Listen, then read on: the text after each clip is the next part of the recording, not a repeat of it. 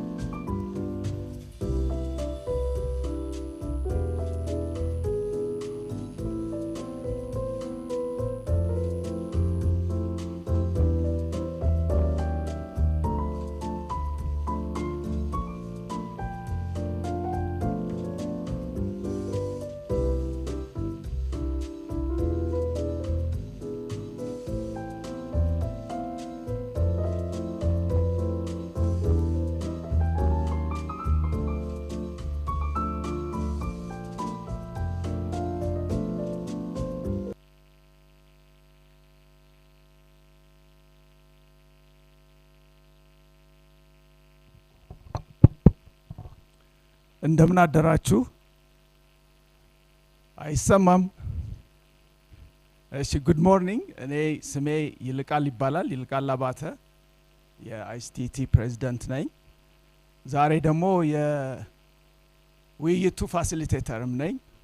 በመጀመሪያ እንኳን ጥሪያችንን አክብራችሁ ለዚህ የአፍሪካ ኮንቲኔንታል ፍሪ ትሬድ አግሪመንት ዲስከሽን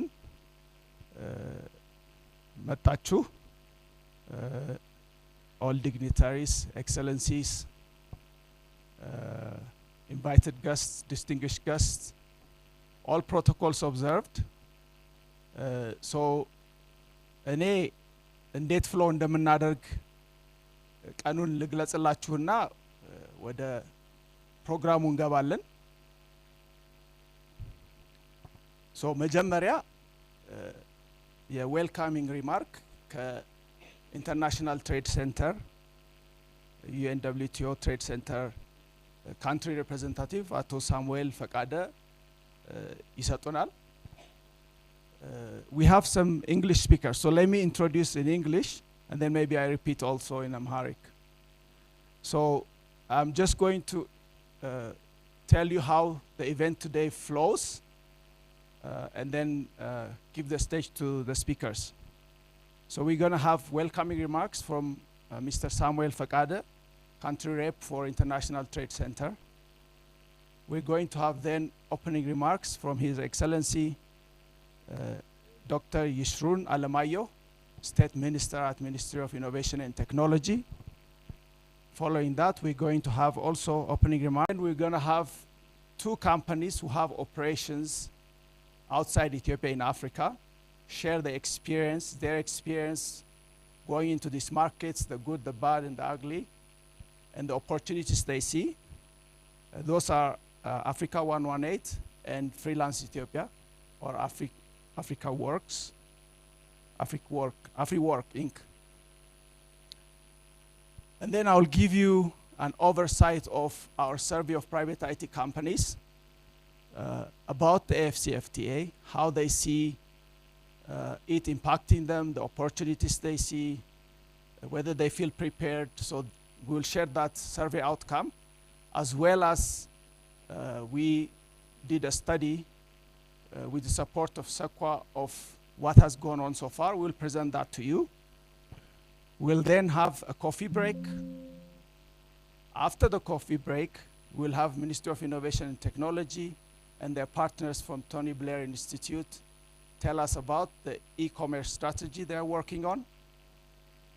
We'll then follow that with a discussion, a roundtable discussion. We would like all of your participation, active participation. We have representatives from the public sector, private sector, multilateral organizations, and we would like this discussion to point in the direction of what actions jointly the ecosystem stakeholders can take to have IT companies in Ethiopia thrive under the AfCFTA. We will then have summary and concluding remarks, followed by a nice Hilton lunch and breakout. Okay? So that will be how it flows. I'm just going to now welcome Ato Samuel Fakade to make welcoming remarks to our guests today. Thank you.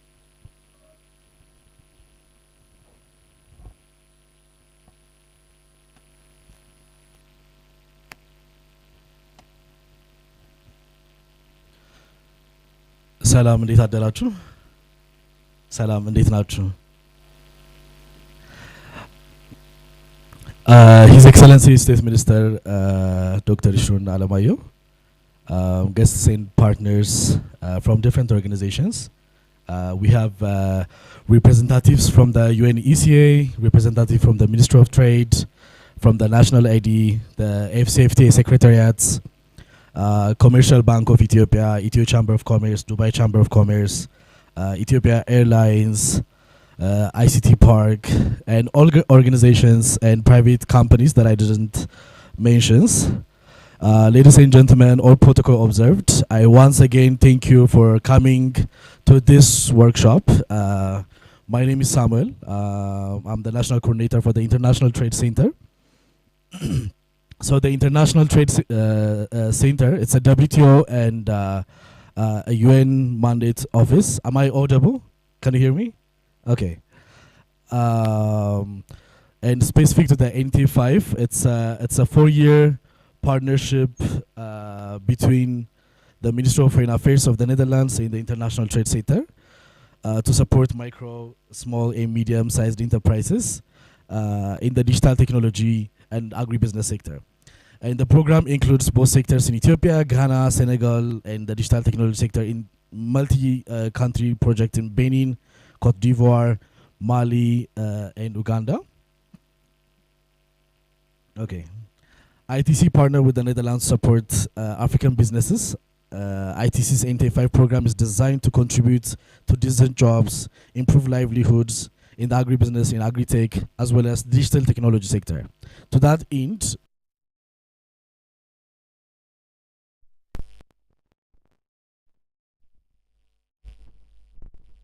jobs and positively impact more people as a result.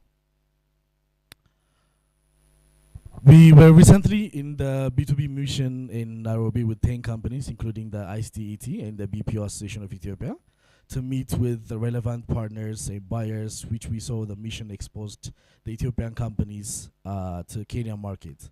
And we had also the chance to discuss and reflect on AfCFTA, right? The AfCFTA agreement represents the paradigm shift in the way of African countries will trade with one another. It also represents a signal to the world that Africa is ready for business. ITC estimates that if all African countries fully liberalize tariff, there is an untapped inter-Africa export potential of 22 billion just waiting to be tapped by African business community. But this promise is not guaranteed. MSMEs from the backbone of Africa's economy, representing over 90% of businesses and employing about 60% of workers, may being women and youth. These enterprises are nowhere near ready for the AfCFTA. This is the reality, and will require helping hand to take advantage of new market opportunities. This is why ITC is focusing on Africa. Our current portfolio projects across 50 African countries, total of $150 million. This makes up to 50% of ITC's total expenditure. Given the special importance of AfCFTA, in 2021, ITC launched a new corporate initiative called One Trade Africa. This was designed to empower, enhance, enable African MSMEs, women and youth entrepreneurs to fully capitalize on AfCFTA. How is this being achieved? First, awareness raising and scientification workshops.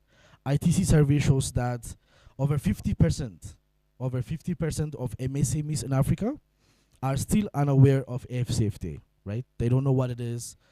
They don't know what the mission, the vision, and the objective behind it. The African Continental Free Trade Area must be known, not just by Africans, by African giants like, it should be known not just by the giant companies like Dangote, MTN, Jumia, but also by the African MSMEs, including those that operate informally. Second, cooperating public-private dialogue. For the private sector to thrive under the AfCFTA, SMEs must be at the table of enlightened governments on the challenge they face when trading on the African continent. Third, rolling out a free online training with how to export with the AfCFTA. The AfCFTA will not yield a desired effect in its advantage and its rules to deliver relevant services and advocate for the interest. And finally, facilitating business-to-business connections. SMEs require backing to identify, match, and exploit new buyers and sales opportunities created by the AfCFTA. The OTA, or the One Trade Africa initiative, is implemented in close partnership with the Secretariat of AfCFTA, the African Union Commission, African Business Council, Pan-African Quality Assurance, which is the PAQI, institutions, and RECs. On the digital, since AfCFTA digital protocol is still under negotiation and is still state party driven, Even less information is available on AfCFTA digital provisions and what they may mean for the private sector. The EU digital transformation strategy, however, remains a useful reference point. Besides collaborating with ICTET in organizing such workshops and helping companies understand AfCFTA, ICT-related operations and prepare to seize the opportunities it offers, we also been supporting the Zambia as part of the ICT's Switch On initiative since 2022 to build an appropriate digital policy and regulatory framework. We've also published a policy paper on AfCFTA, which I invite everyone to see, which concluded the establishment of harmonized regulatory regime on African digital economy is crucial for successful implementation of AfCFTA digital trade protocol that would facilitate inclusive development in Africa. With that being said, I want to thank everyone for coming. Your attendance really shows the commitment from the government side, from the private sector side, and all actors that are presented here, that we are here to ensure that we Ethiopians are ready for business. I really want to also thank the ICTET to taking forward this initiative and bringing everyone on board. And this is definitely another step forward, but this is not, of course, enough. There's a lot to be done, and there's a demand our continued effort. Thank you again, and enjoy the rest of the session.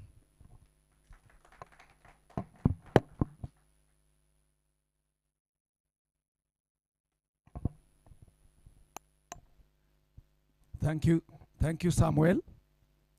So,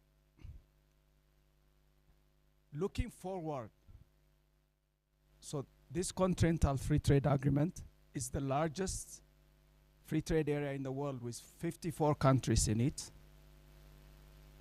a population of over 1 billion people, current economic size of about $3.something trillion. So it will be significant, and we'll dive into the details later on, but I would like to thank Sam for giving us insight about the work of the ITC and the recent policy papers and coordination they do.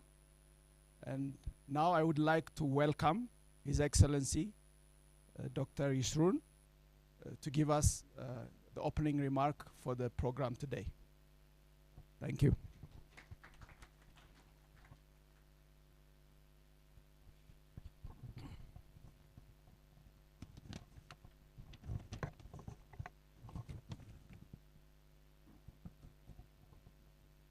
Thank you very much. Distinguished guests, ladies and gentlemen, ይሰማል? ደህና ናችሁ? እሺ ከቁርስ ሰዓት በፊት ስለሆነ So good morning everyone. It's a great honor and a privilege to address this important workshop on African free continental trade agreement and its accompanying digital trade protocol. The Ministry of Innovation and Technology is committed about harnessing the transformative power of technology to propel Ethiopia and the entire African continent towards a prosperous future. Ethiopia is one of the founding members of AfTA, the African Continental Free Trade Agreement, foster cross-border digital trade. Distinguished guests, ladies and gentlemen, Ethiopia has made significant strides in developing its digital infrastructure and policies, which we believe will help Ethiopia deliver its commitment to implementing the digital trade protocol, though there are still various things we should accomplish.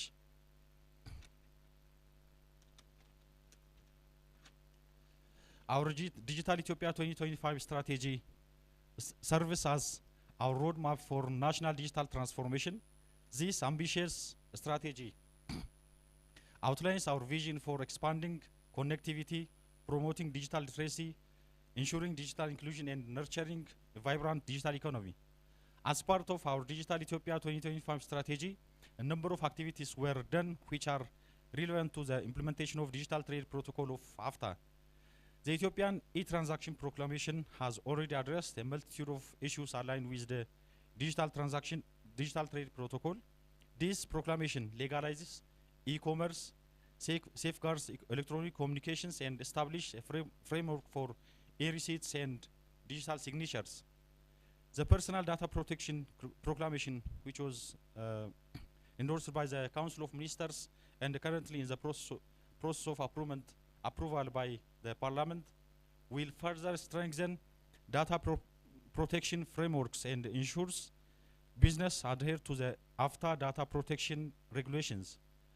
Our ministry is actively spearheading projects to facilitate cross-border data flow and streamline data governance in Ethiopia.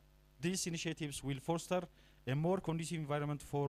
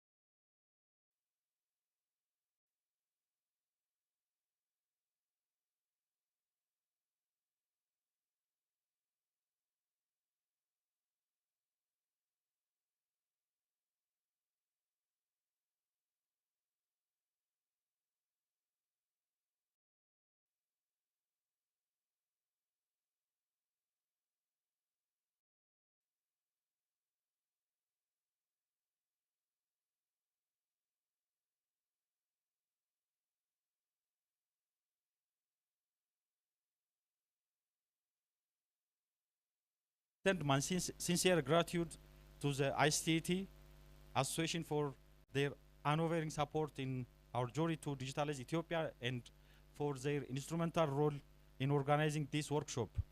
I also express my deepest appreciation to the UNITC and all stakeholders involved in bringing this timely and essential workshop fruition.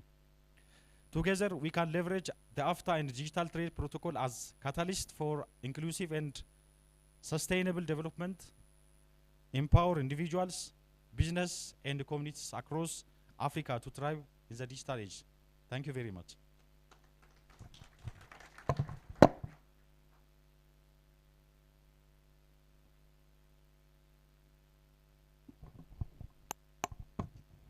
Thank you very much, Your Excellency.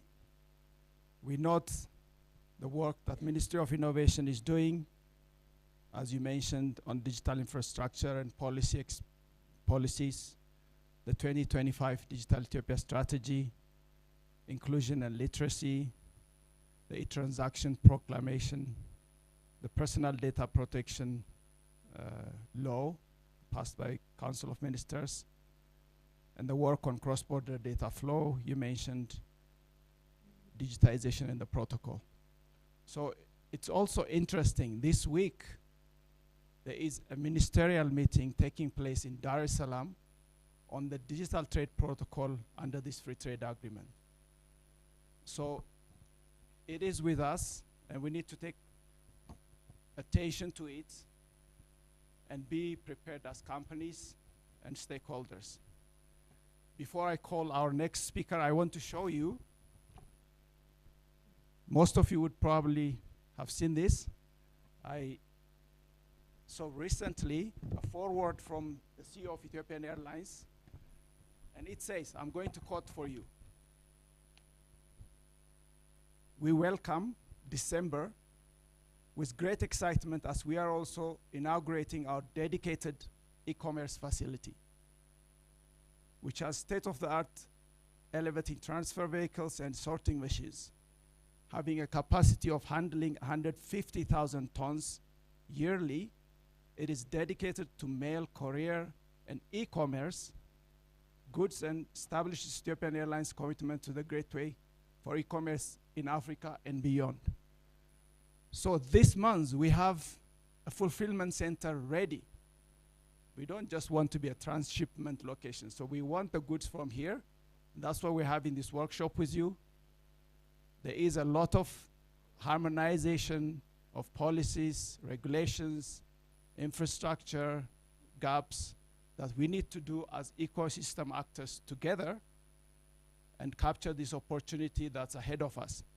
So having said that, I'm just now going to call the representative from the Trade Minister, Ato ገብረጻዲቅ Aso, head of desk for bilateral trade integration at the Ministry of Trade and Regional Integration, to come and give us opening remarks.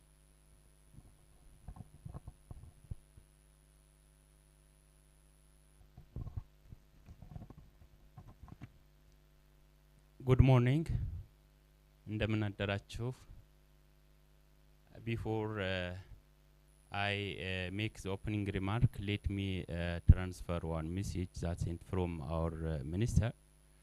His Excellency, our Minister, His Excellency Gabra Maskal Chala, was invited to make opening remark in this workshop, but he has faced an urgent meeting, so that he unable to come here, and so that I assigned to make opening remark. Your Excellency Dr. Yushrun Alamayo, State Minister of Innovation and Technology, Honorable guest, Your Excellency Lily Saumor, Program Manager for AfCFTA in International Trade Center, distinguished participants, ladies and gentlemen, good morning. Our honorable guest, it is a great honor for me to welcome you to Addis Ababa, Ethiopia. Addis Ababa is a beautiful capital city of Ethiopia, and it hosts several international organizations, including Africa Union, Economic Conference for Africa, Africa Center for Disease Control, and many other international organizations and embassies. It is also a home for several nationalities from all over the country with their blended culture and spicy food.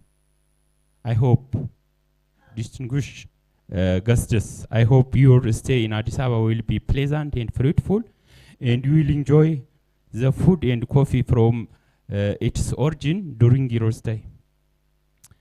Excellencies, distinguished participants, ladies and gentlemen, allow me to express my gratitude and deep appreciation to the International Trade Center for its initiative to convene this important workshop here in Addis Ababa, Ethiopia. I would also like to thank the ITC for the invitation to the Minister to participate and make opening remark on this important workshop. My gratitude also extends to staff of ITC in Addis Ababa for your unwavering effort to facilitate this successful workshop.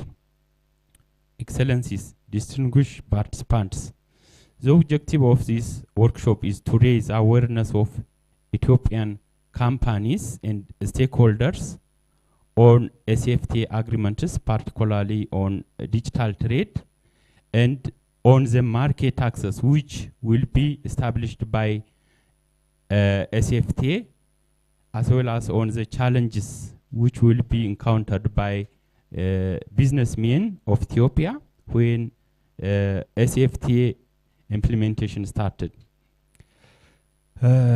It also helped to provide information on how Ethiopian companies take advantage in the market of the continent under the trade arrangement of AfCFTA. The workshop serves as an opportunity to share and exchange best experience on benefiting from the regional trade integration in light of AfCFTA. Excellencies, distinguished participants, it is clear that we African have establishing a big market access in our continent through AfCFTA. And so far, many countries are on board to start implementation of this regional trade integration agreement. Ethiopia has also prepared to finalize its negotiation to the AfCFTA. We recently have submitted our tariff concession to the Secretariat of AfCFTA, and our service schedule is under the finalization stage. I hope we Ethiopian will start trading with member states in the near future as per the preferential market arrangement of AfCFTA. The Ethiopian government has been working in collaboration with development partners and international organizations, including ITC, to effectively finalize its negotiation and implementing AfCFTA. It is clear that the inter-Africa trade will be highly boosted, and it in turn promotes African infant industry to use input originated from the continent itself when the AfCFTA fully commenced. Now, Ethiopian companies require capacity building training, technical and financial support to improve their productivity and increase their competitiveness, to share experience on taking comparative advantage from the establishing market access, to exchange updated trade and market information. Excellencies, distinguished participants, although AfCFTA has best market access and economic integration opportunity for member states, many stakeholders are raising challenges which will be encountered following implementation of AfCFTA. And those challenges include a reduction of government revenue due to elimination of tariff, affecting national priority areas, particularly infant industries. In addition of this, it will take some time gap to adopt and consolidate a AfCFTA protocol with domestic trade laws. To sum up, the implementing agencies may face inefficiency to holders and donors the years ahead. I look forward to working with all of you together on implementation of AfCFTA and empowering Ethiopian exporters and suppliers to be better competitors in the market of Africa. I thank you.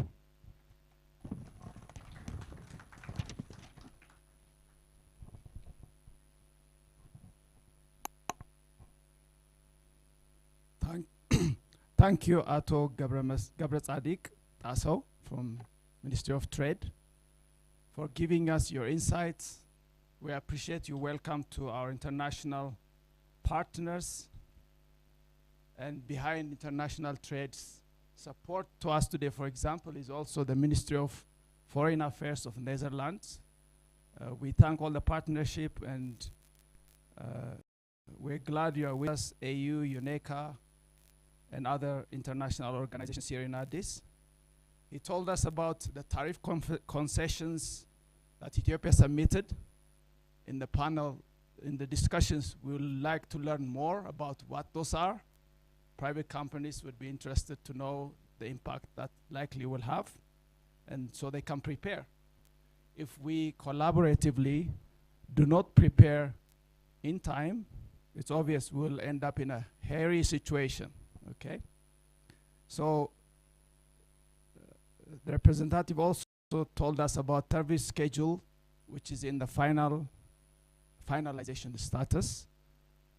If there is input required from digital economy actors, including private companies, we would like to facilitate that. So this is our ask for Trade Ministry. He mentioned about the need for capacity building, for technical and financial assistance to Ethiopian companies, and also to implementation agencies. So those are all very valid points. Now from here onwards, we're going to get into the how part, okay? So we're going to ask different presenters. By the way, if you're using a slide when you're speaking, please give your slides to our colleagues in that corner, so they will present it to also the online participants, which we welcome. So welcome to all the people online who's joining us on the live stream today. So we will hear now from UNECA representative, Laura. She will take us through UNECA's experience on the continental trade area, the work they did, and give us some picture about what benefits and data, based on data, other countries are getting from taking advantage of this agreement. And then we'll have two companies. Is Samain here? Samain? Okay. And Africa 118 rep, you're here. So we'll hear from you afterwards. Both of those have operations outside Ethiopia, so it's lessons for IT companies who would like to start accessing other markets. So with that, I would like to welcome now Laura Naliaka from United Nations Economic Commission for Africa to give us her remarks.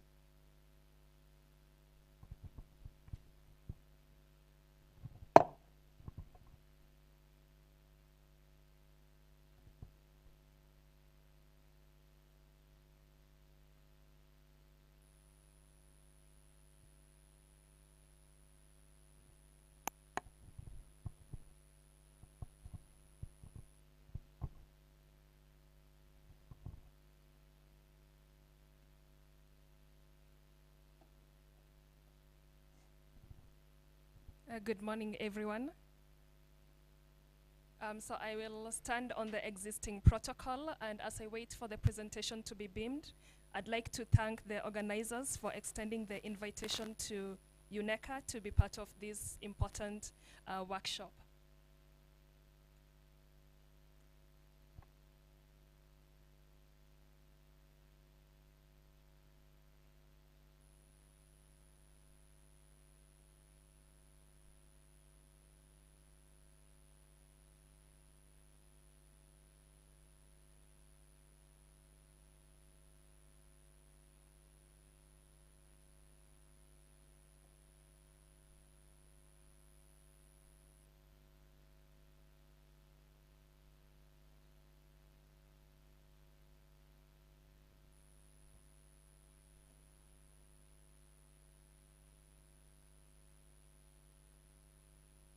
So I'll quickly take you through a very brief presentation on more broadly the AfCFTA. Excuse me.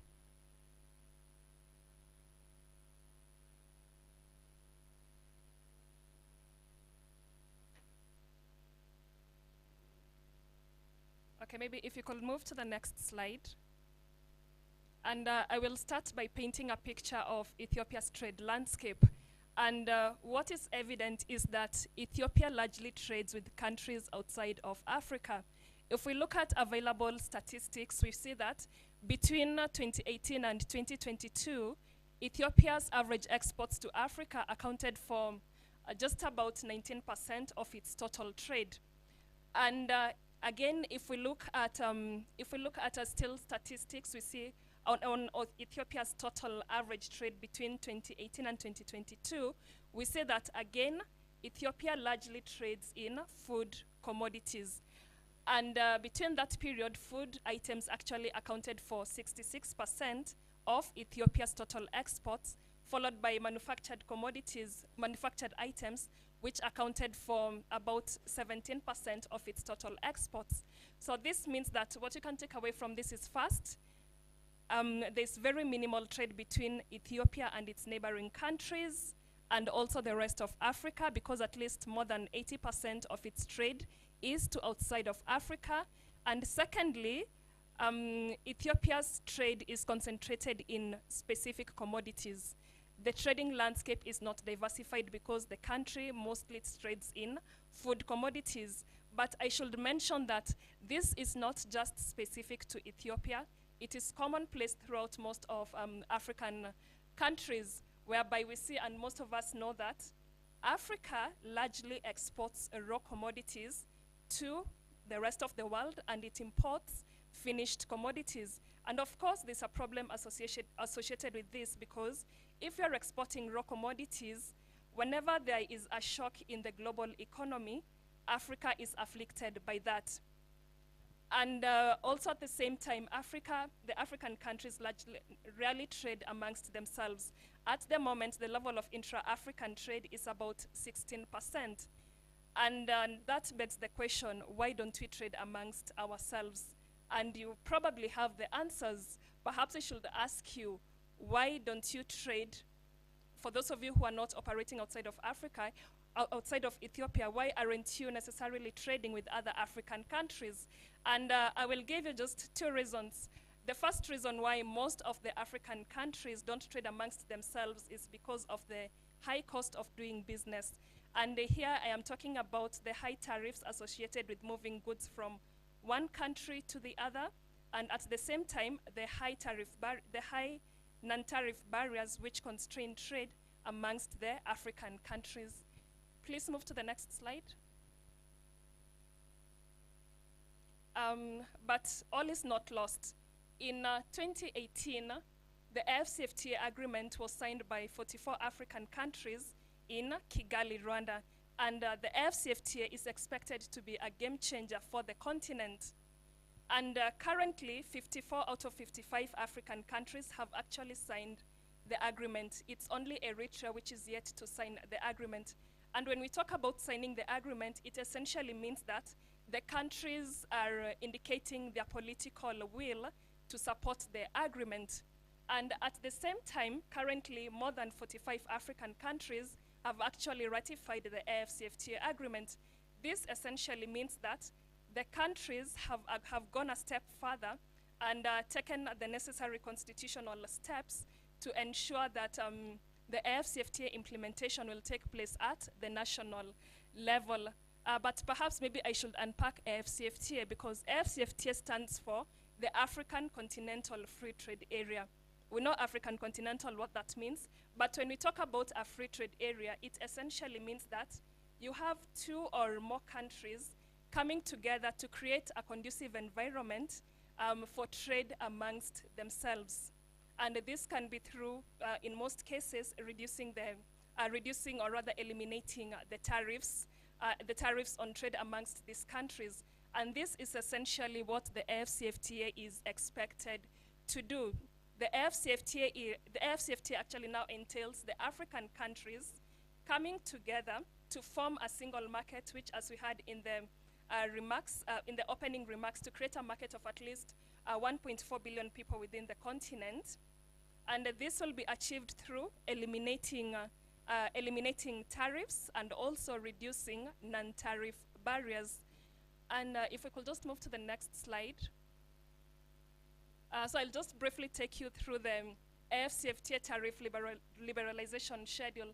So the AfCFTA intends to remove tariffs on at least up to 97% of tariff lines, or rather products being traded within the continent. So when we heard from the previous speaker talking about Ethiopia has submitted its tariff concessions, it essentially means that it has submitted the list of products whereby tariffs have actually been reduced. So currently, countries are to remove tariffs on up to 90% of the tariff lines or products being traded within the continent.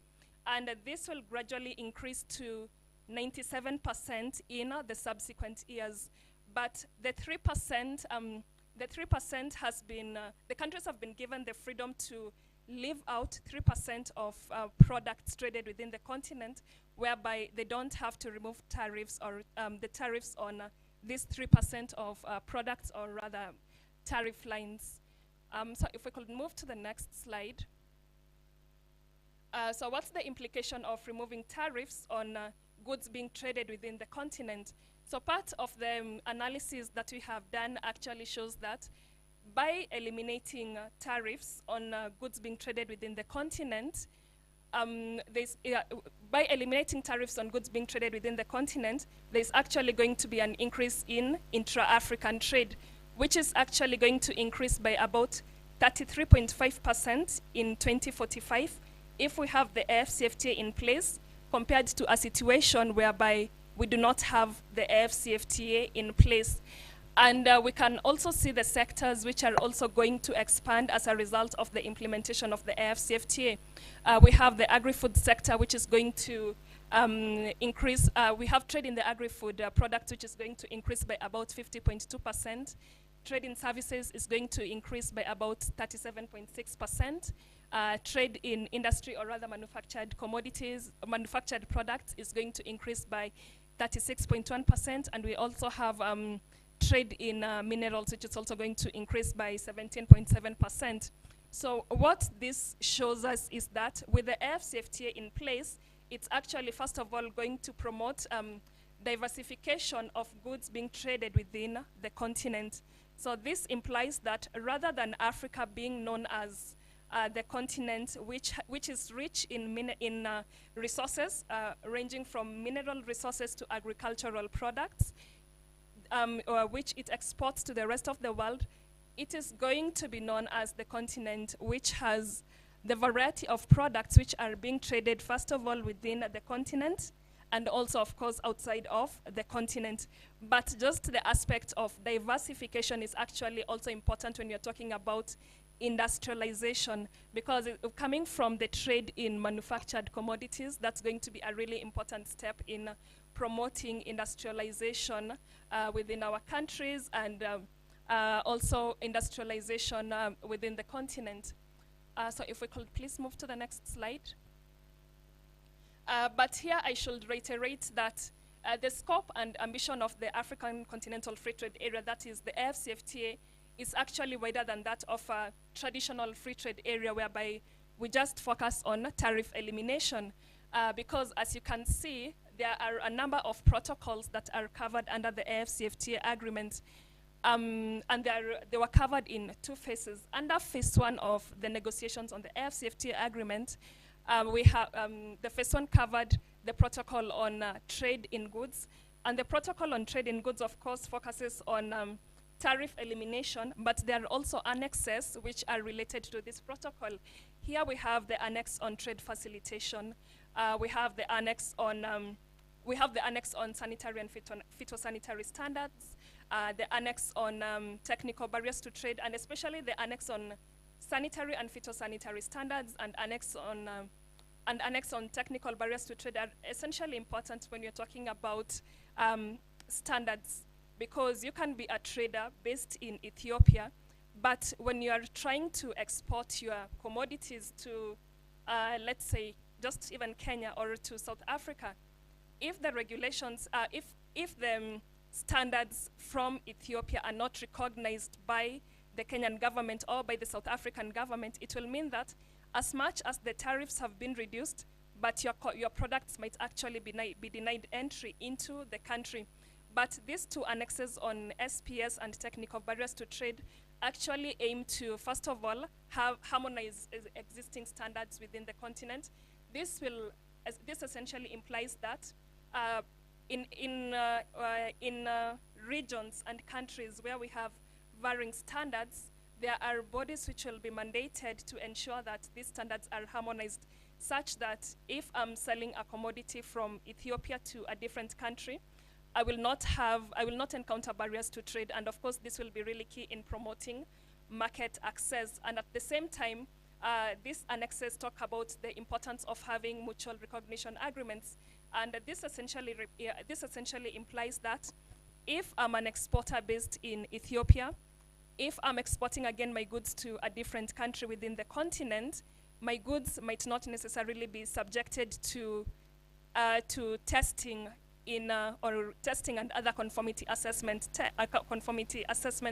techniques in the country where my goods are where I am exporting my goods to. And this is because with the mutual recognition agreements, the governments essentially agree that they recognize the testing or the conformity assessment techniques that have been carried out by a particular country. So it means that the testing and certification that has been done here in Ethiopia will be recognized by the government of, let's say, Kenya, the government of Egypt, the government of Ghana, if they are party to the mutual recognition agreement. And this means that by extension, as you're exporting your products, you will not encounter the barrier at the port of entry whereby your goods again have to be subjected to additional tests. These are just some of the annexes under the protocol on trade in goods, but there are additional annexes under the protocol. We also have the protocol on trade in services and the protocol on dispute settlement. Under phase 2, we have the protocol on competition policy, protocol on investment, and protocol on intellectual property rights. And these protocols will essentially be really important when it comes to, first of all, having a level playing ground within the continent. Because if we look especially, let me give an example of the investment landscape in the continent. We have what we call the spaghetti ball of regulations within the continent, whereby I am an investor based in Ethiopia, but I want to operate in different countries.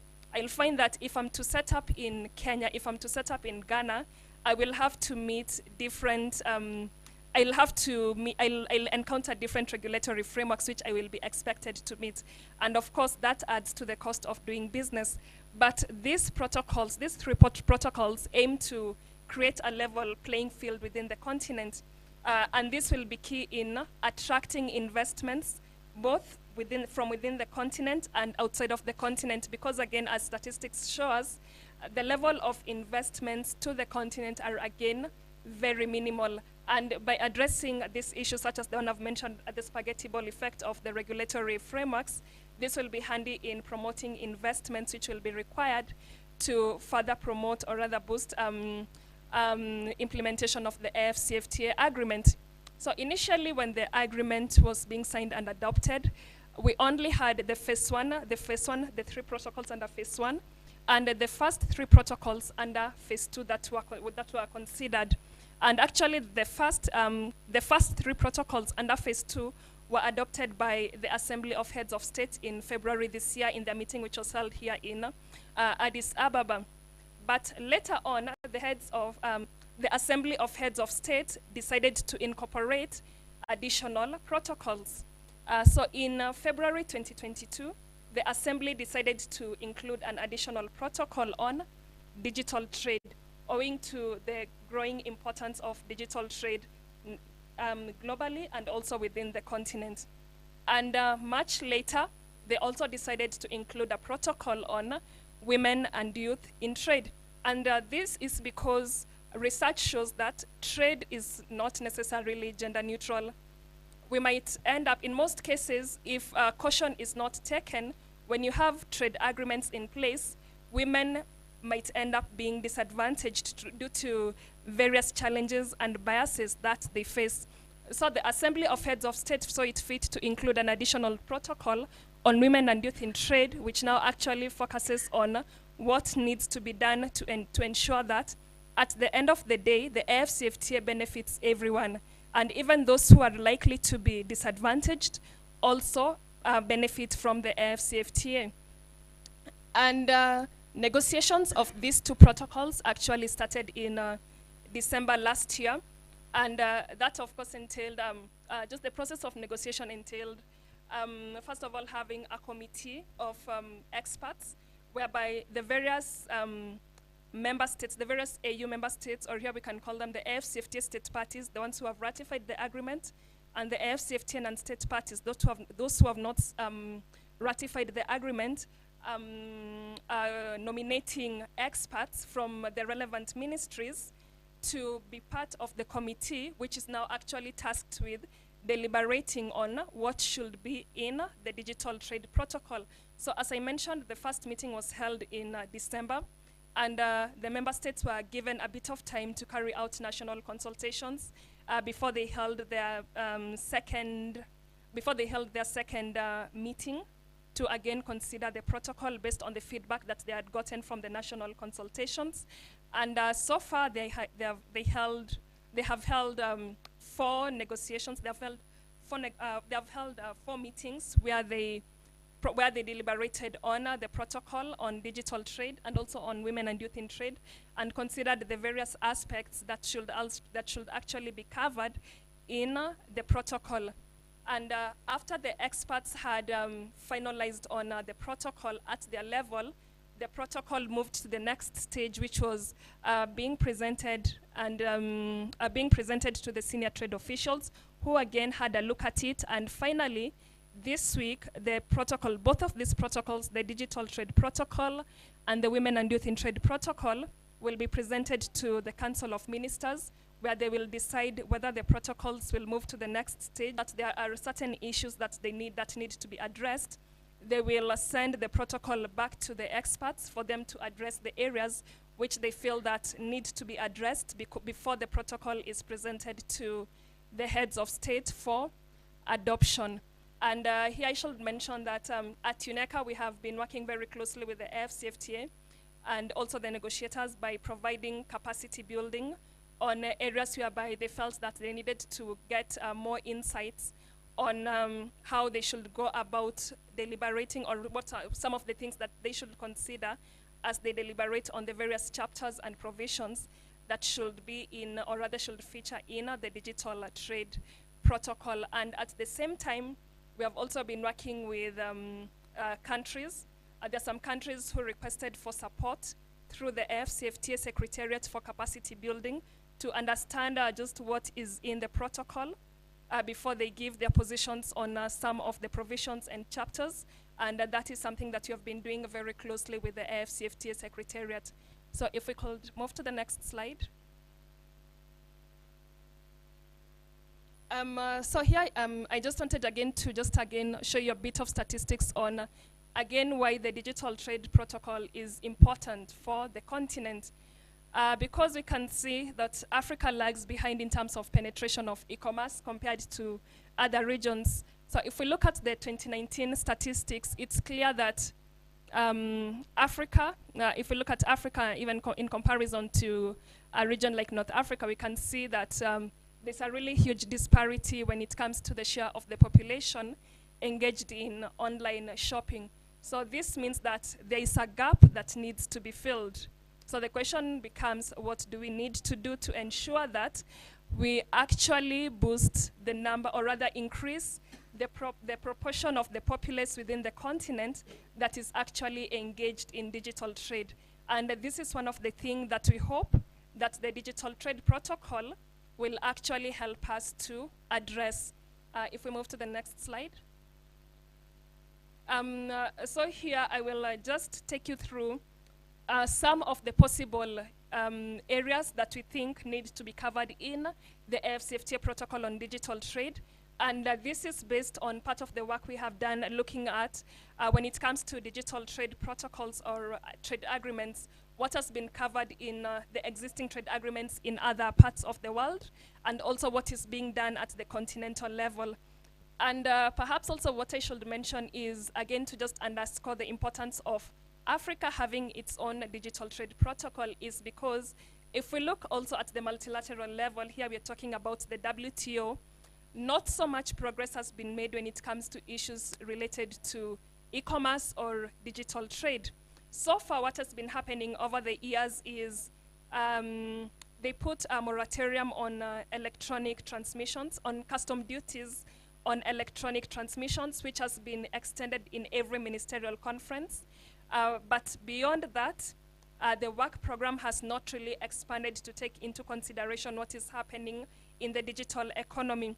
But having said that, there's a group of countries at the WTO level who have formed what they called the Joint Statement Initiative, whereby they're trying to come up with they're trying to come up with a program which looks at some of the critical issues that can be considered also at the WTO level. But the unfortunate thing is that also at the WTO, under this Joint Statement Initiative, we only have about 6 African countries participating in this. What's the implication of this? First of all, you know, if you're not seated at the table when the decisions are being made, you will not, first of all, contribute to what is being decided upon. You'll just end up being the end user. And at times, the problem of being the end user or the recipient of the rules or provisions that have been set up is you don't have a say, even if part of the provisions or rules might be to your detriment. So this means that this AfCFTA protocol on digital trade actually gives Africa the chance for African countries to come together, agree on having common positions on certain critical aspects of digital trade, such that even for them, when they are now sitting at this other global forum, or even negotiating trade agreements with other third-party countries, they will have a common position on what the continent wants, rather than sitting behind and waiting for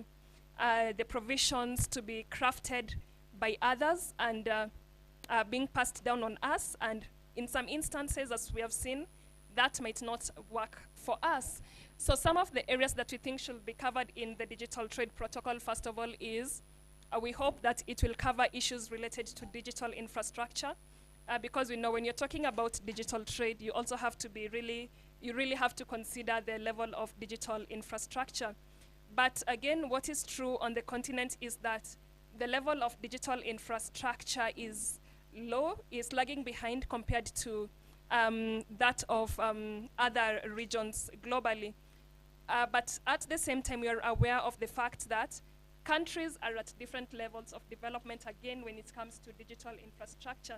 For instance, if we look at internet infrastructure, and here we are talking about broadband penetration, we find that there are countries which have made significant headway in terms of developing their internet infrastructure, but there are those which are lagging behind, and that is majority of the African countries. So the protocol should actually address some of these issues related to digital infrastructure within the continent.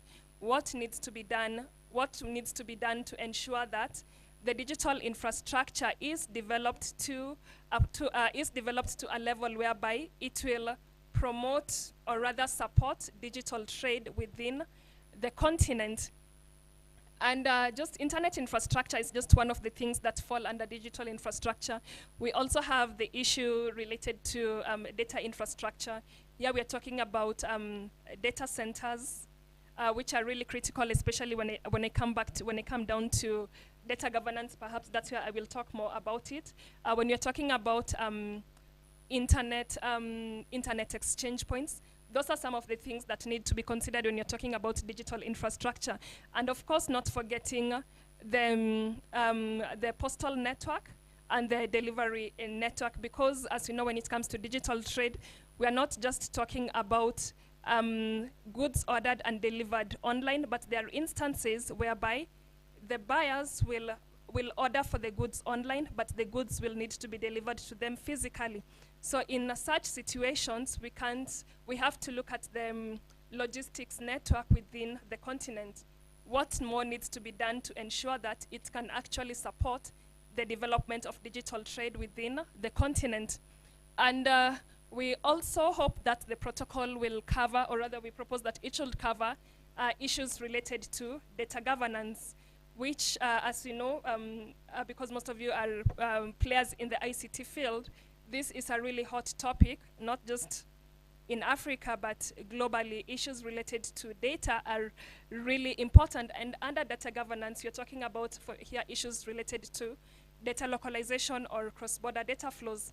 And why this is really important, especially when we're talking about digital trade, is if you have restrictions on cross-border data flows, this implies that if I am, let's say, if I have an e-commerce platform operating in Ethiopia, if I am to operate in a different country, I will not be able to use maybe the data center that I am using based in Ethiopia. I will have to again use a data center that is present in that particular country. So this means that when you're talking about cross-border data flows, especially in the context of digital trade, what we should be asking ourselves is, for what the negotiators or what your country representatives are proposing, is it something that will work for you from the perspective of, will it for instance, if you have a provision which allows for data localization, or rather bans cross-border data flows, will it rather increase the cost of doing business if you want to scale your business beyond Ethiopia, or what will that mean for you? So this is why when it comes to the development or the drafting of these protocols, it's not just about the representative from the governments, but also about the views from the stakeholders who are actually now the key operators in these various sectors, for them to also have their voice heard on what works for them, or what could be the constraints of, or rather the demerits of taking up certain positions. Because again, at the same time, again here I will reference part of the findings from some of the work that we have done. If we look at the African continent, we see that most of the online platforms actually operate at the country level. As much as we talk about, of course we'll hear about Jumia, we'll talk about Amazon and all this, but these are very few countries which operate across various countries. But the true situation on the ground is that for most of the platforms in the continent, and this we're talking about the top 50, most of them operate at the national level. So that means I will be an e-commerce firm based in Ethiopia, but perhaps due to restrictions in some of the other countries, or some of the conditions that I might need to fulfill that might hinder my expansion, or will require additional costs that you might not be able to meet at that particular point, you find that most marketplaces or platforms operate at the national level. So this begs the question, if we are going to and in this case, what can be in the digital trade protocol that will be critical in ensuring that we meet our objectives, in this case of promoting digital trade within the continent. And here I'm talking about digital trade, not just within the country, but scaling up. You're operating in Ethiopia, but you want to scale up your operations to other countries within the continent. So how are the provisions supporting you to be able to achieve your goal or your dream of operating in other African countries?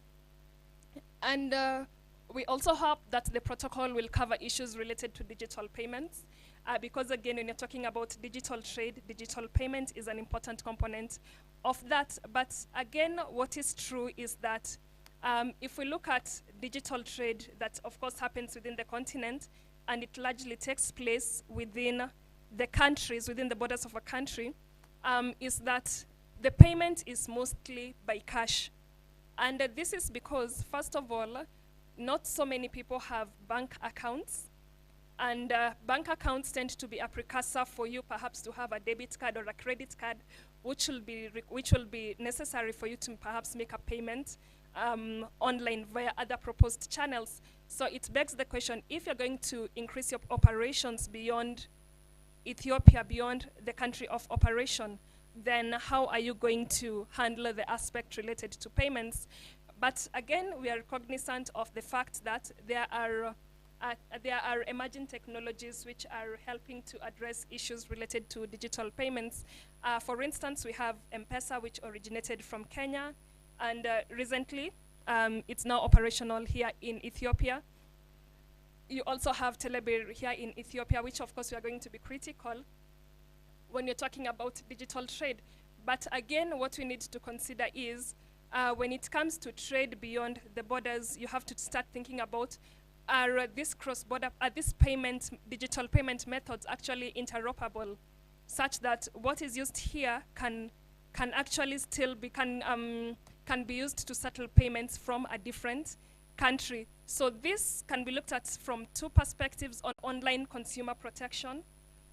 We have electronic authentication, where essentially it is the legal recognition of documents sent online.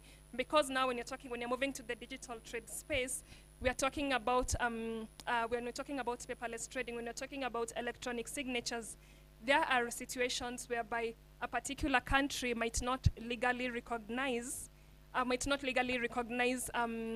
electronic documents, but these are some of the issues that we hope will be covered in the protocol, whereby there will be recognition of the electronic versions of the documents used in digital trade. And of course, there's the issue of digital taxation, custom duties, which I referenced earlier on.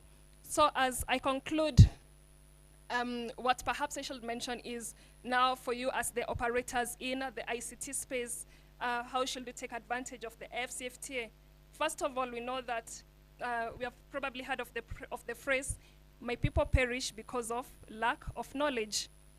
So it behoves all of us to ensure that we are aware of, first of all, what the AfCFTA is and what we need to do to take advantage of the opportunities. So this means that you need to be aware of what are the protocols, what are covered in the protocols. If I am based in Ethiopia, I want to expand my activities to a different country. What are the requirements that I should meet for me to be able to trade in that particular country? Because as we have seen from the statistics, there is a gap that needs to be filled within the continent. We are not trading amongst ourselves. And that is a gap that can be filled by first of all, now when it comes to the relevant now frameworks that we have, such as the AfCFTA, that can only be achieved by us taking, or rather leveraging on these frameworks that are at our disposal. And I'd actually like to commend the organizers for having this session, because this is one of the ways in which you create awareness on the AfCFTA and the protocols that are in it. And at the end of the day, we hope that you're also, for those of us who are here, we are going to become ambassadors to pass the message to those who are not here but will actually benefit from the AfCFTA, because at the end of the day, we don't want the AfCFTA to be something that just works, or rather the select few benefited from it.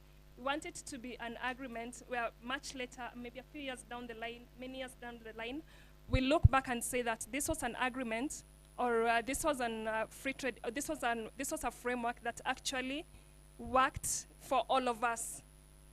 We want to ensure that the benefits are distributed amongst the various players in the industries. And at the same time, as much as I've mentioned, there are challenges, especially when it comes to when you're talking about the digital economy. But those challenges are, again, our opportunities. That means that at the moment, as much as the digital trade protocol is going through the relevant organs before it is finally adopted at the member states, but also at the private sector, you have a role to play. And the role that you have to play is, what are the solutions that you can come up with, or what more can you do to ensure that you address some of the challenges that might constrain the uptake of digital, or rather the growth of digital trade within the continent. So because of time, I will stop here for now, and I'll be happy to take questions later on. Thank you.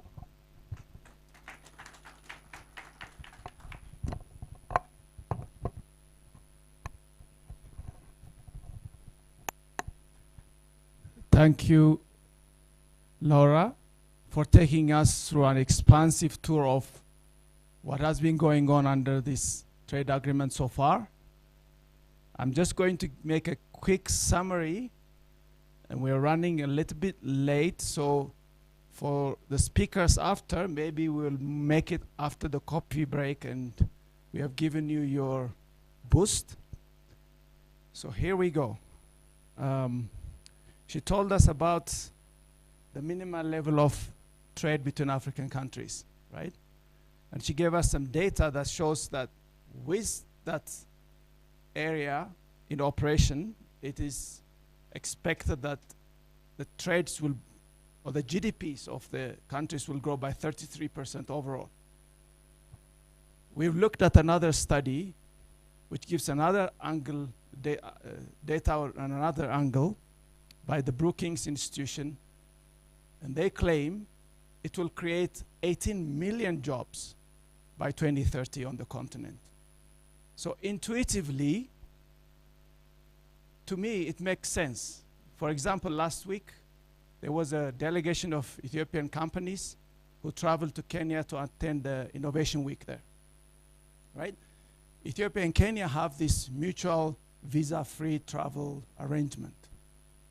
I'm sure if you look at the data, most people will travel from Ethiopia and the other way to Kenya because of the ease to go and do business, find partners, and so on. So at a personal level, it makes sense. I travel more to Kenya than I would to another country that has many visa restrictions within the continent, right? And some other organizations actually make the prediction of jobs that it will create to 35 million, okay? So it will be impactful. She told us about the current high cost which needs attention, right?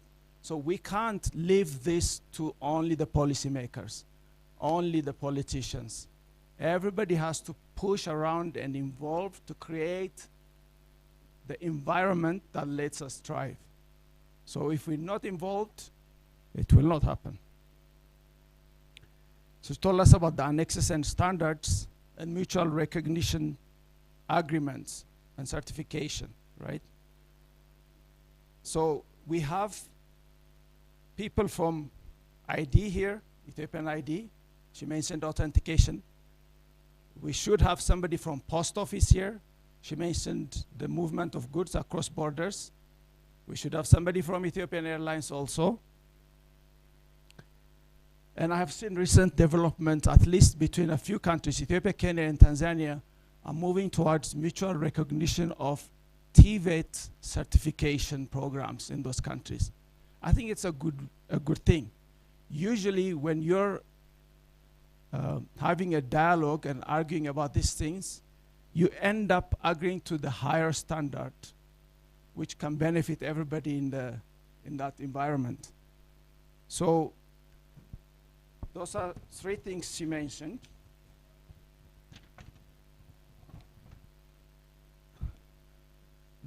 There's a surprise for me. Who here knows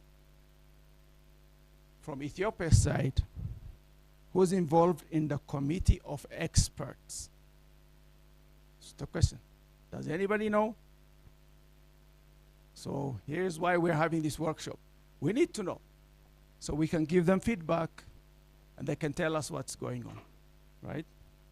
So already the competition policy is adopted at heads of state level. The investment protocol is adopted. The intellectual property protocol is adopted. I don't remember having a discussion about any of this before it was adopted in our ecosystem. But at least we have a chance with the trade protocol for digital. And hopefully we'll find out this soon.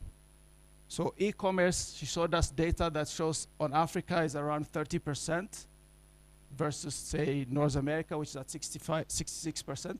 I think for Ethiopia it will be even less than 30%, right? But there are moving parts. The fulfillment center I earlier mentioned is one. The payment movement in Ethiopia is another one. If they are coordinated, we have a better chance of participating at the same pace that the rest of the continent is moving at. She mentioned about the need for common positions, right? So where African countries go and negotiate in WTO and so on, it starts from ecosystem actors articulating needs to their respective governments, then they're talking to another government in Africa, then jointly forming a position which can be, better defended when compared to just one country doing it. So to us, the free trade agreement is also a galvanizing tool. We need to make our ecosystem ready. We need to create this about authentication, data governance. We have people from Ministry of Innovation, payments. There should be someone from ETH Switch and other fintechs. Data center, I saw Tashoma from Wingo earlier.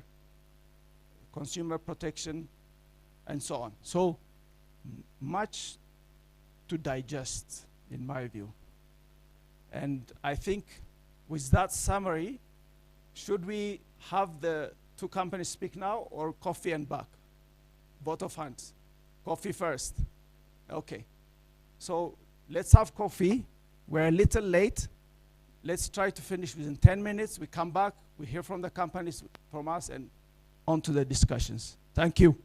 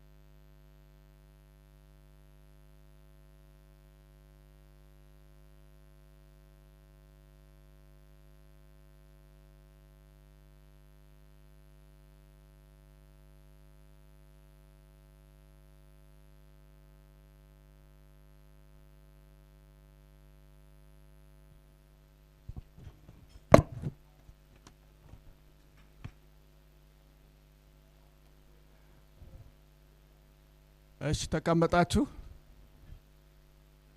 So we're going to continue in the interest of time. So we're going to have quick presentations from 3 companies now. It was 2 before, now 3. We have 2 representatives from Ethiopian Airlines. Ethiopian Airlines reps, are you here? Okay. So we're going to hear from them.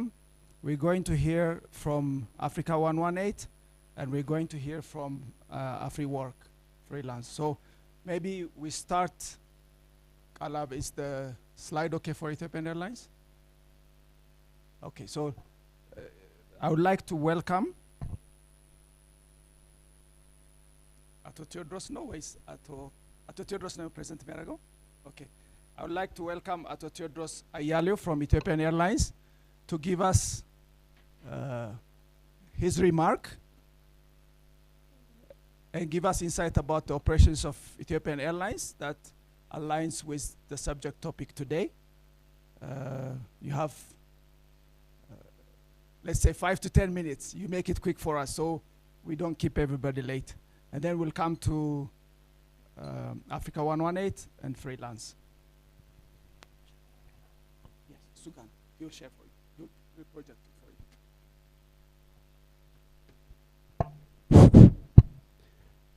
Good morning, everyone. This is Theodros from Ethiopian Airlines e-commerce project office. I will briefly go through what we are doing so far as an airline, and you'll find out where you can complement as a tech company, as a logistics company, or any company in the supply chain. Thank you. So far it has been a year since we start our project, and we're majorly focusing Africa market. And what I have been doing so far is to make Addis Ababa the hub for e-commerce for Africa and beyond. So the whole target, or behind the whole target is, as you know, we have been in the air service for the last 7 decades plus, and we have huge network in Africa and other part of the world. So having all the backgrounds or the givens which are ideally enabling environment for us, and because of the booming figures we are looking for e-commerce, we try to work not only for the traditional cargo and passenger but also for the e-commerce. So as you can see, that's the upcoming facility which is going to be inaugurated in the first quarter of the next year. And it will have sorting machines, ETV, and other required resources inside. Right now we are under commissioning and testing of what is inside. So about 90% is completed in terms of construction. So upon completion, as I said, this will serve as a hub for the region of Africa. And our tagline is redefining logistics with innovation. As you know, when it comes to e-commerce logistics, technology has the central role to play. So that's why we state our motto or our tagline, redefining logistics with innovation. Our cargo motto is cargo with care. And when it comes to e-commerce, is what is stated here. So majorly, we are going to combine our e-commerce logistics together with mail and courier. When it comes, when we see our service at a glance, we'll provide seamless integrations with other players. As you know, logistics is all about working together. So we have players from postal authorities, we have players from platforms, we have players from suppliers, shippers, consignees, buyers, and others. So there will be seamless track and trace of the parcels at all stages of the movement. As you know, we do have huge networks throughout Africa and beyond, which is one of our enabling advantages or enabling environment when it comes to e-commerce logistics. And there will be dedicated team 24/7 who will be serving customers online, through telephone, through email, and other options. And the other future of the service is there will be seamless integration with other players in the sector. And the facility, which is the one I show you in the first slide, will be dedicated for e-commerce, mail and courier. The reason why we interject mail and courier to e-commerce is because when it comes to especially Africa, the mail and courier channel is the major channel where you see the movement of e-commerce parcels. Even if the logistics sector in Africa is not as such at its highest stage, still the mail and courier sector is the one which betterly connects customers or buyers and sellers. As a result, we combine mail and courier, which has been there for the last 7+ decades for the airline, with the new product, which is e-commerce logistics. So the upcoming facility will be ready and will serve e-commerce in mail modality, in courier modality, in cargo modality, or a combination of any of them. So the facility will be dedicated only for parcels, and it will be serving as a hub for Africa. Of course, safety and security is always our priority. And when it comes to partnership, working together, we are too flexible. As I said, we are new to it, not only as an airline, but as a country, as a region. This is a new phenomenon. So we are ready to partner. We are ready to explore possible business cooperations with any players in the sector. So right now, I would like to declare that myself and my team is very open to discuss with any of you if there is any interest to work together with the airline in Africa or beyond. So the service package is about 4 ET Mail or Ethiopian Airlines Mail Service, which is dedicated for the postal channel, ET Courier, which is dedicated for the courier channel, and ET Ecom or Ethiopian Airlines E-commerce Logistics Service. And the fourth one, which will be subject to different factor, is on-demand fulfillment. So the first one, which is ET Mail, this is dedicated for postal authorities and their branch offices. Nowadays, if you see, including Ethiopian Post for that matter, many of them are working toward this, like making ready themselves for the e-commerce logistics service. As a result, we as an airline, we are injecting the technology which is required for mail transportation. So EasyPost is our technology, which has not been there before. And now we can seamlessly integrate our service with postal operators, including EthioPost. And we are strategically partnered with EthioPost for the required door-to-door delivery across the country. And even through EthioPost, we can access the whole parties that are part of UPU member, which are about 180. So by having the partnership with EthioPost, we can have all national postal operator of the countries in different parts of the world, especially Africa, for the required last mile and first mile logistics service. So unlike traditional cargo, when it comes to e-commerce, it is about end-to-end logistics. So we as an airline, we are specialized in the air service. So you have to have a partner who work with us for the door-to-door delivery as well as for the fulfillment and readying product for export. So for that, the first product, ET Mail, is dedicated for the mail channel. The second one is ET Courier. And this is, as you know, when it comes to speed, in terms of having fast movement of parcels to different parts of the world, the courier channel is ideal one because it has priority in terms of acceptance. It has priority in terms of delivery. It has also priority, like it has a package, a service package like acceptance until the late departure time of the aircraft. So within like 3 hours even, you can deliver to the airline, which has not there for the mail and for others. So by leveraging all our network globally, Ethiopian Airlines will provide the required speedy service for the courier channel. The third one, and the major focus area of the project of Ethiopian Airlines is ET Ecom or Ethiopian Airlines E-commerce Logistics Service. In this regard, we have about 3 different service packages, which are Ecom Standard, Ecom Light, and Ecom to Door. Ecom Standard is somehow an advanced version of the traditional cargo. Value addition at the hub in Addis is just transporting from point to point. The second one, Ecom Lite. If possible, I will show you a short video about the capability of our warehouse. This Ecom Lite will have value addition in Addis. So customer can bring consolidated shipment to us, and we will deconsolidate, especially when it comes to transshipment or a shipment which transits via Addis. We can deconsolidate in Addis, we can repack, and we can move it to final destinations. So for that, we are working on the required capability in terms of staff, technology, and other required resources. Now we are about to launch our service, which will be going live very soon. And the third one is Ecom to Door. So in addition to the value addition at the hub, we have planned to extend our service for the last mile. So we are partnering with last mile logistics company in different countries. So the project initially identified 7 countries, including Ethiopia, 5 in Africa, 2 in the Middle East. So in those countries, we have our own partners who agreed with us and who are going to provide the last mile logistics service, including the customs clearance.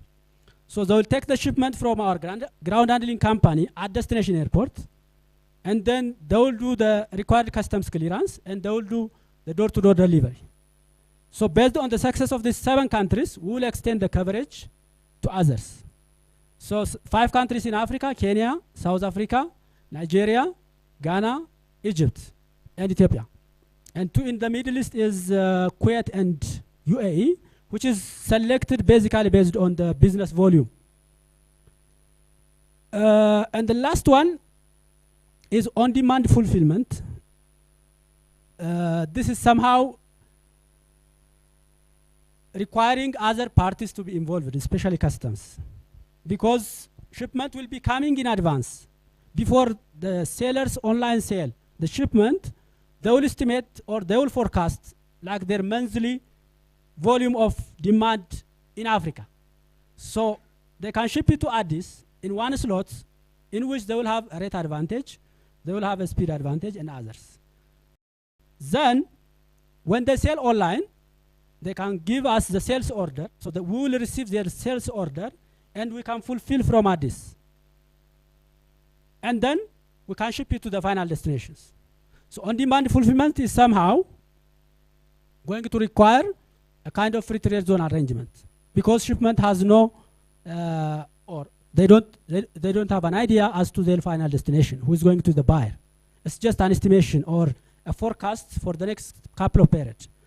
So for example, a shipper or an online seller in China or in any part of Asia can ship certain shipment in Addis, and we can fulfill from Addis to their African customers, so that they will have a speed advantage.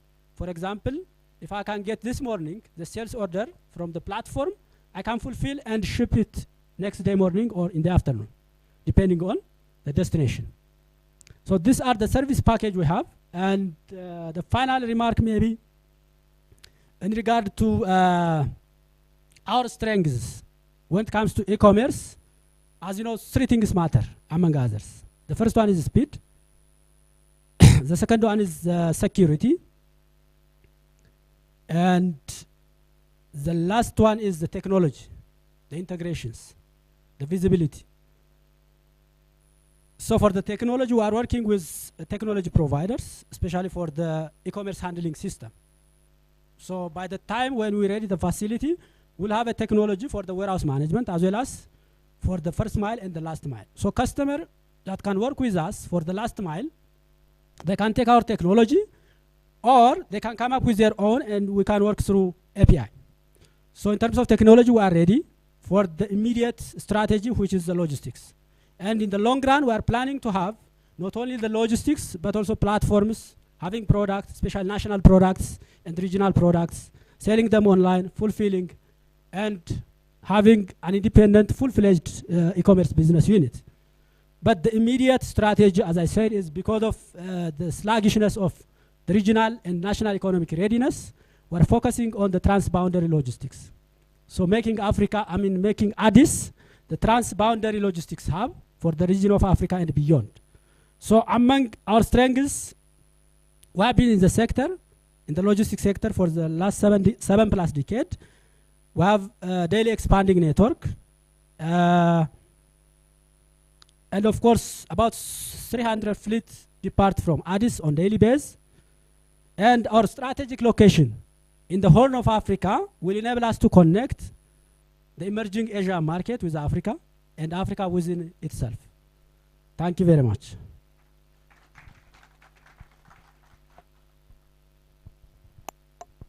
Sorry for rushing you, but we have a time pressure.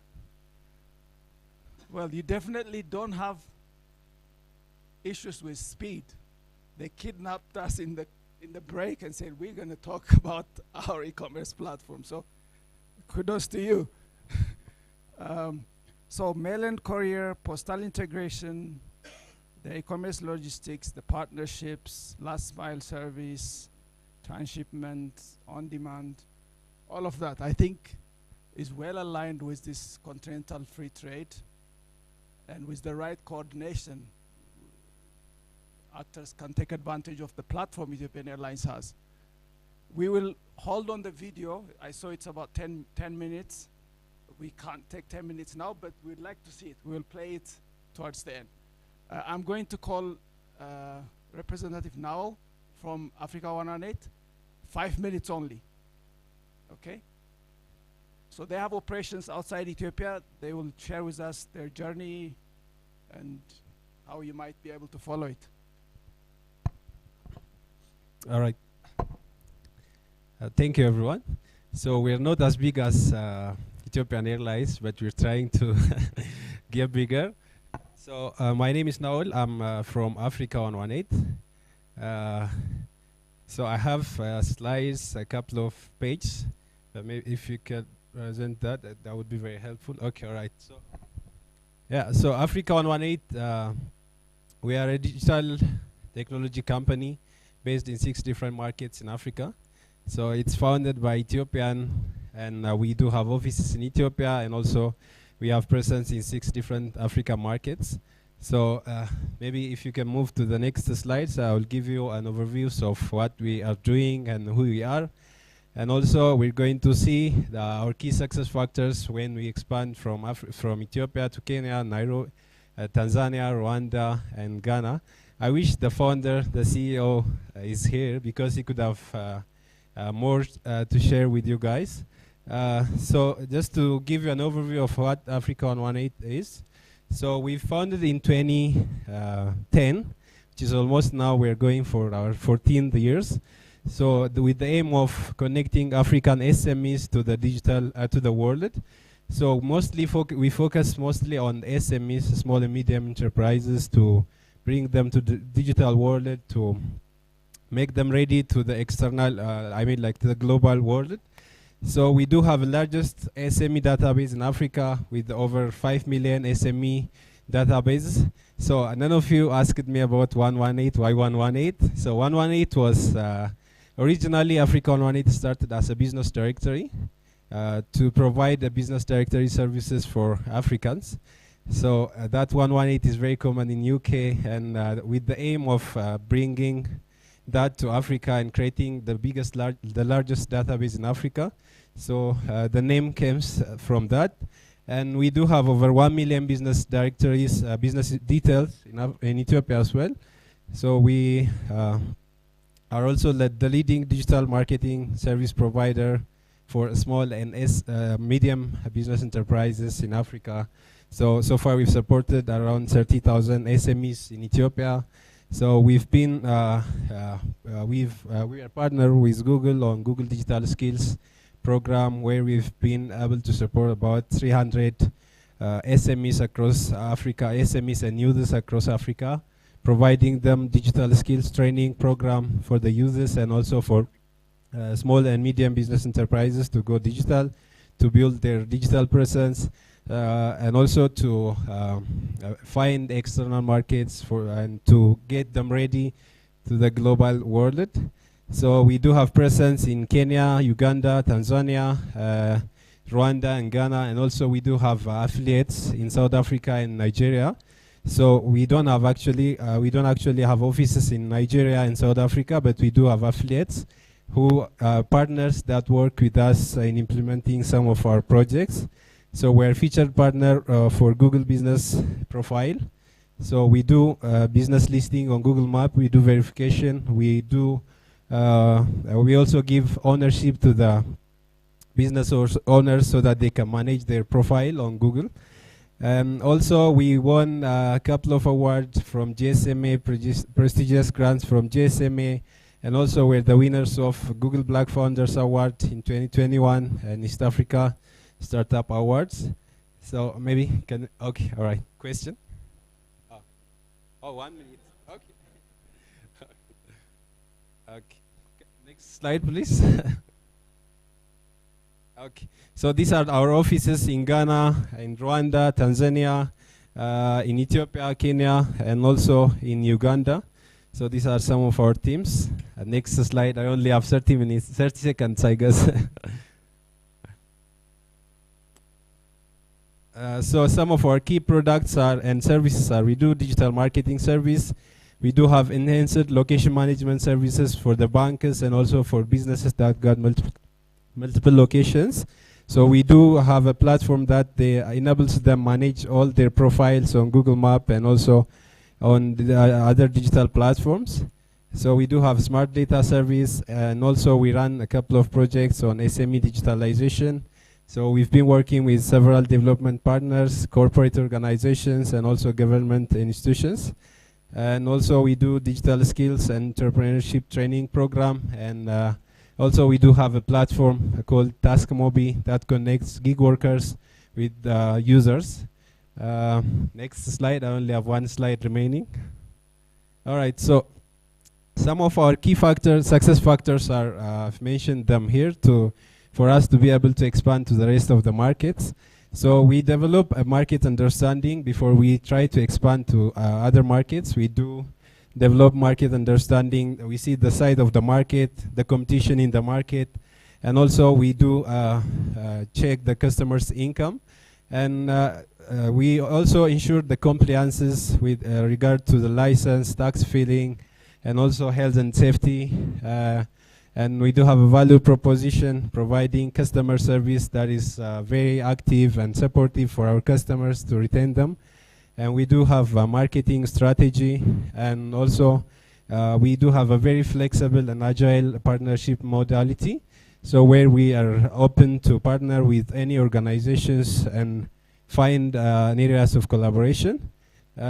We do have also human resource management in our team.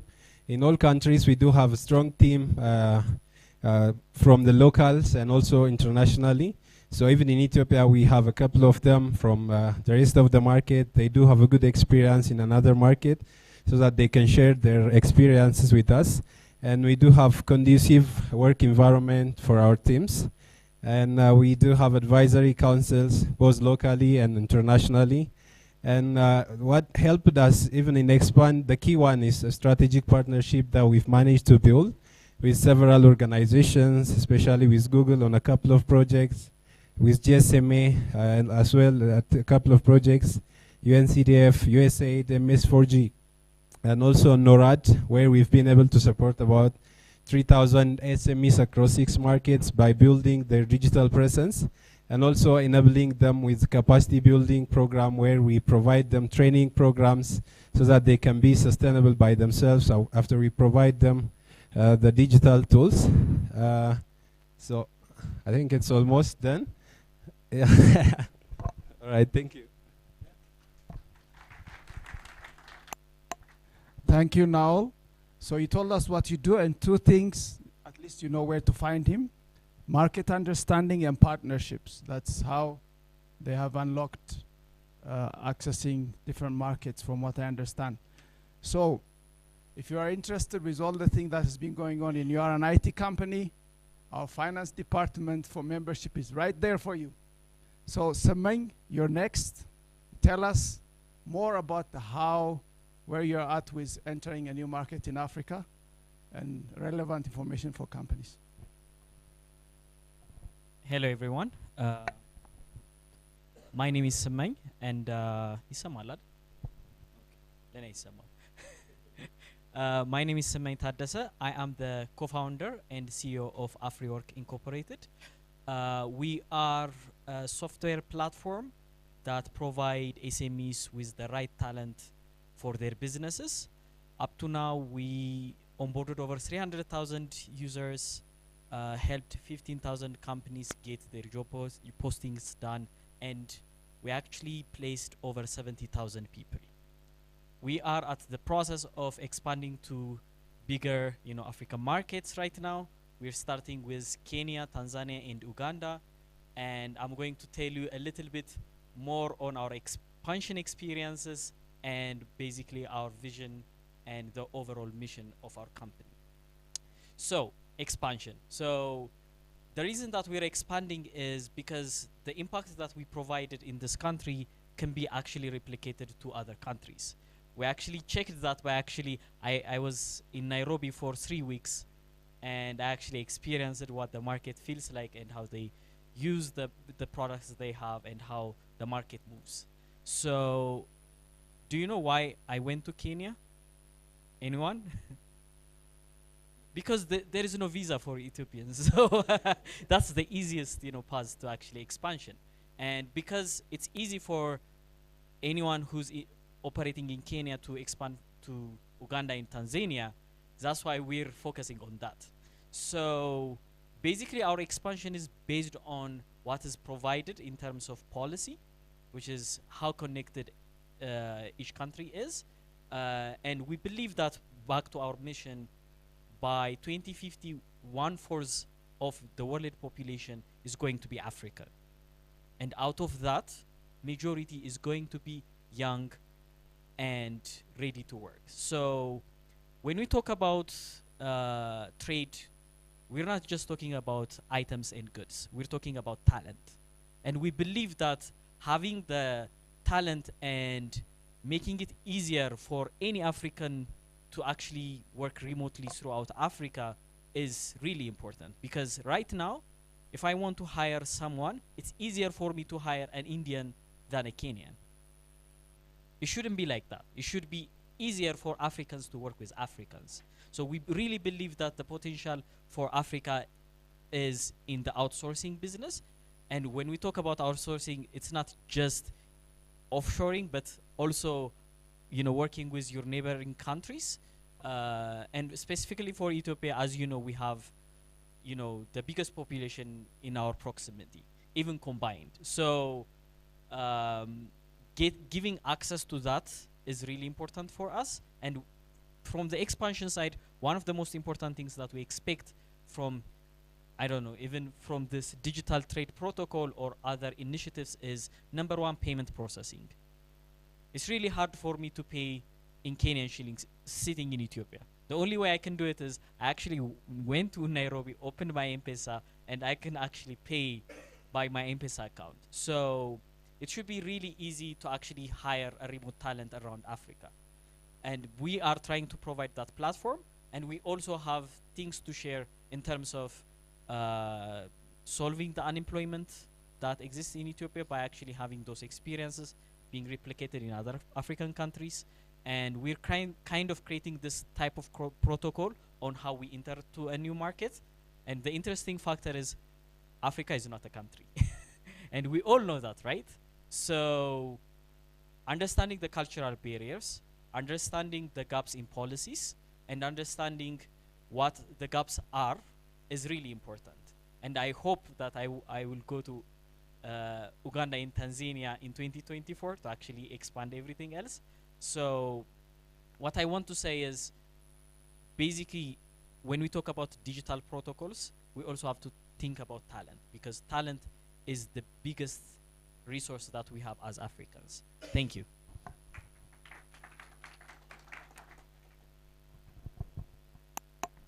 Thank you, Semay. So 70,000 people placed already. It's quite a number. The need for ability to move, incentivizing other economic activity. That's why they're partnering in Kenya first. And they need help in payment processing. There was confirmation from ETH Switch. Anybody from ETH Switch here? So we hope to hear from them also, they recently launched a national payment gateway, and we forgot to invite somebody from customs. Ethiopian Airlines said, that's our issue, customs and tax. I think they need to understand this sector to better help it. In the interest of time, I'm not going to present for ICTET now. I'm going to ask Mint to come speak in collaboration with the Tony Blair Institute representatives on the e-commerce strategy. Then we'll go to discussions. NID, please stay. And then if we have time, we'll share with you our survey outcome and other things we have learned. So who will speak? Mashongo? So Mashongo, please, the stage is yours.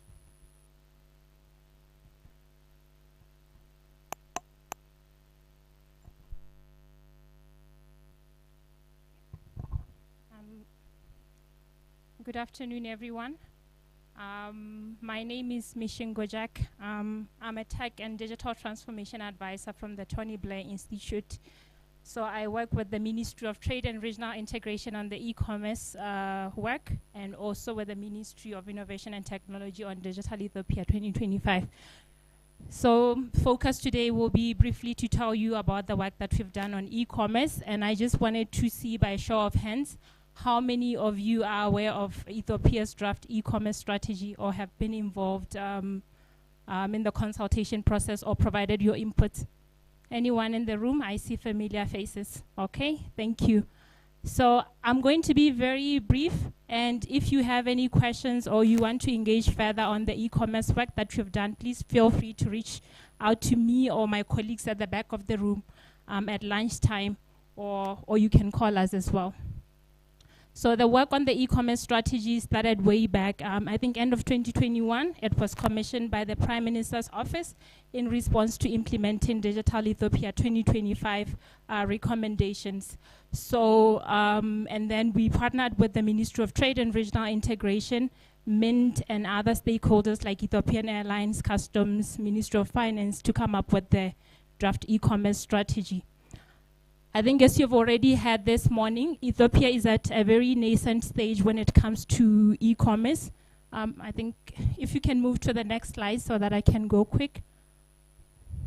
Okay, so according to the UNCTAD e-commerce preparedness index that was launched in 2020, it shows that Ethiopia is not doing really well when it comes to e-commerce preparedness. As you can see, we're positioned 120 out of 152 countries in 2020. I hope that when a new report is being launched, maybe there will be some improvements, but you can see that major issues are to do with the infrastructure. For example, the internet penetration back then was around 15%, but when you look at where we are now, it's still very low, like around 25%. So there's still room for improvements. So we can move to the next slide. So in terms of, before we started the e-commerce strategy work, we started by doing a thorough landscape assessment to understand how the e-commerce market is within Ethiopia. So we used this framework that consists of 8 elements to assess the e-commerce landscape within Ethiopia, looking at the legal and regulatory frameworks. I think some of the things have been touched from the discussions this morning, like the e-transactions, issues around customs, taxations, consumer protection. So those were the issues that, Ethiopia has done a lot of work when it comes to the legal and regulatory frameworks, but still a lot of room for improvement. And then on the infrastructure, we looked at electricity and internet connectivity. So on the electricity part, around 54% of the population has access to electricity, but the majority of those are in urban areas, which means the majority of people in rural areas don't have access to electricity. And when we're talking about e-commerce, electricity is really critical. And then on the internet penetration again, if we have an internet penetration of 25%, it means the majority of people who are having access to internet are in the urban areas where you have 5G, 4G, and 3G, and then the rural population is left behind. So we looked at digital platforms as well in Ethiopia. So most of them are domestic e-commerce platforms. And then the digital payments landscape that was touched on a bit earlier. And then the transport and logistics sector, I think Ethiopian Airlines is already doing some great job in terms of establishing the e-commerce logistics hub within Ethiopia, and I think it will be very transformational for the e-commerce sector within Ethiopia. Skills development, the literacy rate within Ethiopia is among the lowest, so a lot of work needs to be done to make sure that we build the right skills for people to be able to utilize e-commerce. On the enabling systems and supporting infrastructure, we're looking at things like access to finance, their incubation hubs that can support startups or e-commerce operators. We also looked at issues around digital ID. Already Ethiopia is doing very well in this state by the launch of the National ID program that's aiming to have 70 million residents with a digital ID by 2025 and currently at 3.5 million residents. So those were the things we looked at, but most importantly, we also looked at inclusivity when it comes to e-commerce. So like I indicated on the rural population is still left behind. Women are also still left behind when it comes to use of digital payments and skills. And when you look at businesses as well, most of these are run by women in the informal sector. So again, a lot of work that needs to be done, also that aligns with the digital trade protocol. Okay, next slide, please. And then this is my, I think, close to my final slide. So after looking at the entire e-commerce landscape, so we came up with the e-commerce strategy action plan that aligns with the strategic initiatives within the country, like Digital Ethiopia 2025, the homegrown economic reform agenda, and the 10-year development plan. And we came up with 4 strategic goals. The first one is looking at enhancing the policy and regulatory frameworks within the country to make sure that it is able to enable e-commerce. And when we look at this as well, it also aligns with enabling the country to trade in terms of the AfCFTA digital trade protocol. The second one is on increasing consumer awareness, trust and confidence. So issues like having dispute resolution system in place to resolve consumer complaints quickly on e-commerce. And then the third one is on increasing private sector participation, ensuring that issues like access to finance are being addressed, among others. And then the last one being on promoting exports and enhancing forex earnings. And then across these 4 strategic goals, we have 14 recommendations that need to be implemented to enhance the e-commerce ecosystem within Ethiopia, to build the domestic e-commerce as well as the global e-commerce capabilities. And then we selected 3 flagship projects that I will not talk about now, but we can discuss in another time. But then we also made sure that we align the e-commerce strategy with key initiatives or global commitments like the Sustainable Development Goals. So those are some of the SDGs that we align the e-commerce strategy with. And the last slide, our e-commerce strategy for Ethiopia is very much aligned with the AfCFTA digital trade protocol components. As you can see, I think a lot has already been said about this in the morning, so I will not take much of your time.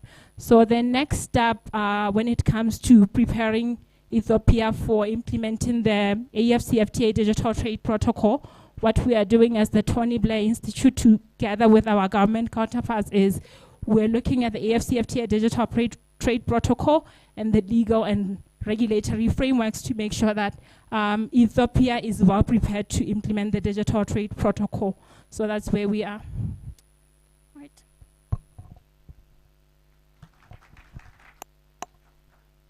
Okay, thank you, Mshongo, for the valuable insight on the e-commerce strategy, covering policy, participation, forex earning sectors, consumer awareness increasement, and alignment with SDGs.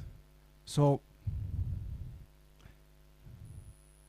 I'm sure there will be some questions people will have for you, for other people who presented or other people in the room. So let's start the discussion, and if we have time, I will show you interesting insight. That was supposed to be our presentation. So I'm going to ask Ato Samuel Giza from Trade Ministry to come to the stage. Dr. Abiot from Ministry of Innovation to come to the stage. Dawit from National ID to come to the stage. Yuneka Laura also to come to the stage. So we want this to be a discussion amongst everybody. They're just there, you know, as lead organizations that presented and are affecting specific important sectors of this ecosystem. But we want the discussion to be amongst everybody. Since I have not given an idea, and you saw in the earlier remarks from different people, authentication, payment across borders is an important part of enabling trade. I'm going to give Dawit the opportunity to give us just a little overview about the national ID, where it is at, and their thinking right now. And then I will ask generic questions. Feel free to raise your hands, and we'll bring the mic to you. We're not overlooking Ethiopian Airlines. I think you should also answer some questions for us. But yeah, as the questions come. So let me start with Dawit giving us some insight about national ID, and then I'll ask some questions to start. Hello everyone, my name is Dawit Mulgeta Adame. Some of you may know me from my work in JCC. I just moved to National ID. I'm the head of strategy there. How many of you have not heard of National ID or FIDA? Then that should make my life easier. No one? So that means everyone is aware of National ID, FIDA. Excellent. That makes me happy. So National ID, as you know, is a flagship project in the digital public infrastructure framework that the Prime Minister's office is leading in Ethiopia. National ID or FIDA is a foundational ID. So there's a common misunderstanding that FIDA is supposed to replace other IDs. No, we're not intending to replace any existing form of functional IDs. We are a foundational ID. That means we provide the basic framework, the basic thread that connects all systems together. So whether you go into education, or you go into document authentication, or you go to Ministry of Transport to get your driver's license, the FIDA ID is supposed to be the foundation where you use your FIN, the 12-digit identification number, which is backed by a biometric identification process, for you to quickly get services. When you go to a bank, the bank can do eKYC, and that helps you get a loan. And it's supposed to be the main authentication engine behind many systems in Ethiopia. So just want to clear that up for you. Currently, as my colleague said, we are at 3.5 million enrollment. This is a big country with over 120 million people. So in 3 years, we want to achieve at least 70 million enrollment, and or at least 90 million in 5 years. And the whole idea behind National ID is we provide authentication services. That's why we are here today. That's why I'm sitting on this table, because that's a critical function when it comes to different digital transactions that are happening. Whether it is across border or it's within the country, National ID is supposed to provide that instant authentication, whether it's online, offline, remote, presenceless, which really helps with a lot of the transaction cost that makes doing business in Ethiopia and in Africa in general very difficult.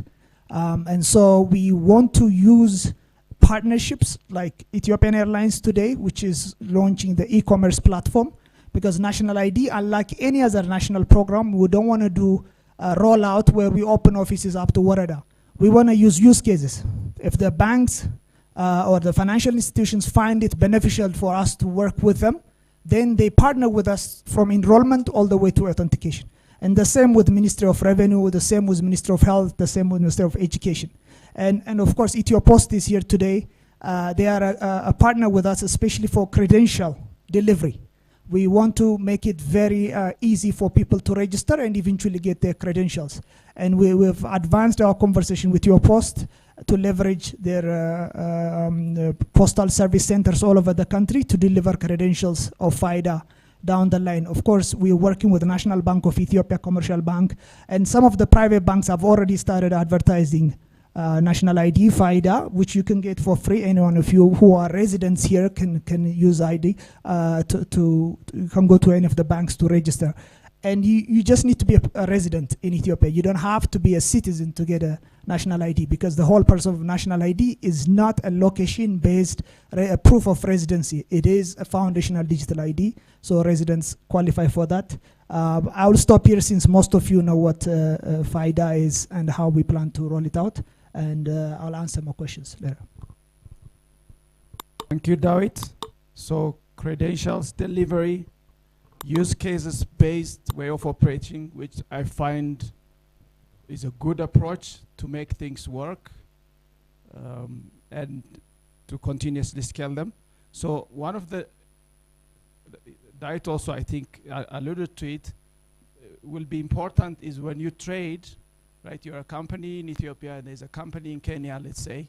Eventually, there's going to be some authentication that will happen. Maybe that will go from company to some government infrastructure, across over to a government infrastructure in the other country, and down to a company, right? So this is something maybe that needs further coordination with private sector and so on, but we're glad to see you making progress with issuing IDs and partnering with so many stakeholders.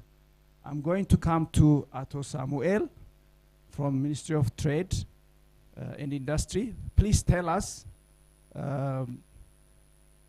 the actions the Ministry of Trade has taken place, including, for example, the tariff offers, the negotiations, anything else that you think the audience here should know about, and what your ministry is doing to facilitate trade generally, especially with digital enabled ones. And we can do it in any language, በአማርኛ በእንግሊዝኛ. Okay. Thank you. As you know that Ministry of Trade is an implementing ministry.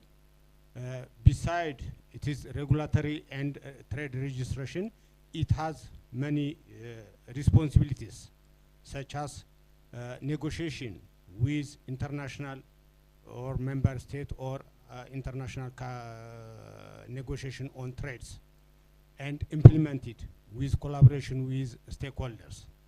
To do this one, it has 3 desks led by 1 CO, bilateral agreement desk, AfCFTA trade promotion and integration desk, and multilateral trade promotion and integration desk. On these ones, I may represent here AfCFTA trade promotion and integration desk. It has different responsibilities, especially on negotiation of AfCFTA, on negotiation AfCFTA and implementation with collaboration with any stakeholders and implementing agencies. As AfCFTA, you know that we already established AfCFTA along with different member states.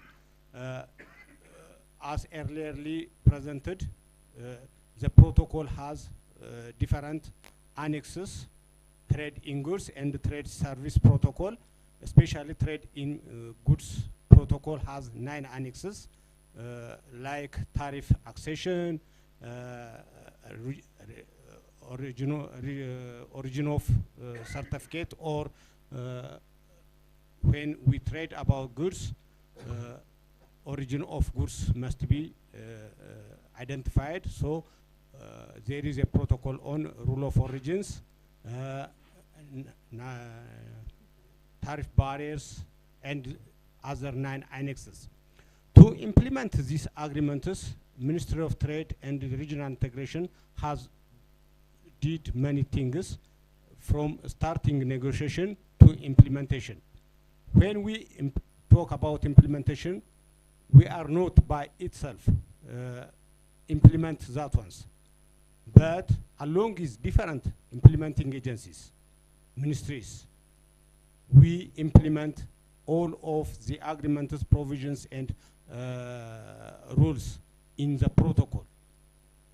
This one may requires different adoption of these rules and regulation along with Ethiopian trade laws. So by identifying the challenges or different gaps on trade laws, we identify that one and order and negotiate with different implementing agencies. We try to work on that ones. When we negotiate with member states, most of the time, let's see the big issue on digital trade and investment, what we talked today. We are negotiating with member states along with stakeholders. Most of them are presented here. The digital trade protocol, maybe, along with Ministry of Science and Innovations, we take different informations over there.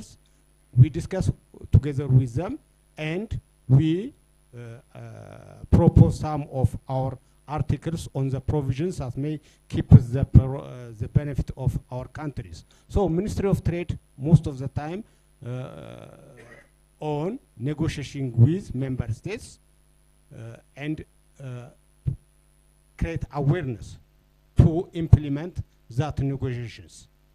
The progress we have made on trade negotiations, one is what brings us in the morning sessions on tariff concessions.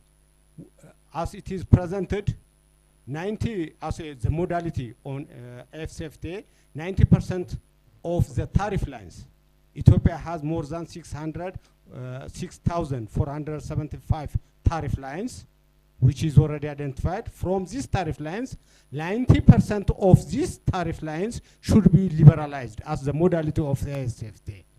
So we propose already this 90% of the tariff lines. Only the 7%, maybe 478 tariff lines are on a sensitive list. That means it will be liberalized after 5 years. As you know that the implementing of AfCFTA is started on the 2090 European calendar. From that ones, for the 7 years, start from that 7 years, these 90% should be liberalized or becoming zero of its tariffs. The sensitive list, that means 478 tariff lines should be liberalized after 5 years of implementing that ones. So at the end of the 2013, it will become liberalized progressively, linear progressively, eliminate the tariff step by step. But only 3%, 193 tariff lines should be excluded from liberalization. That means we didn't minimize or eliminate the tariff of that ones. It is already agreed on the AfCFTA tariff modalities. On the progress of this one, we have already submitted to AfCFTA Secretariat. It is on review, now the time being. When it is reviewed and approved by the Secretariat, it will be submitted to the AfCFTA Ministerial Committee. So it is on progress. On the service sides, as you know that, 5 service trade are already given some priorities. So based on that priorities, we already prepared that one, but still now we didn't submit to the Secretariat because some activities and duties are expected from that ones. But more or less, it is on the investment regulations. some of the activities, the service activities already opened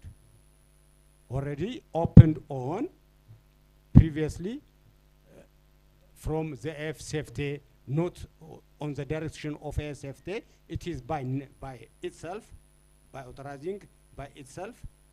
Ethiopia has opened so many service traders. So based on the regulation of the investment agencies proclamation and rules and regulations, we have proposed some of the five selected service trade on this to the AfCFTA. So it is on progress, not already submitted to the AfCFTA. But when we talk about the digital trade, we have already agreed, and the protocol is already adopted by head of states. So it is on the way. But as you know that when one protocol is becoming a protocol of AfCFTA, it is expected that the 22, at least 22%, the 22 member states or the 75% of the country or the member state should be ratified that once. So it is expected that once. For the next session, maybe some member states would ratify intellectual property, competition, and investment uses and women's protocols. So we are on that stages. It is all about what is we are doing. Thank you.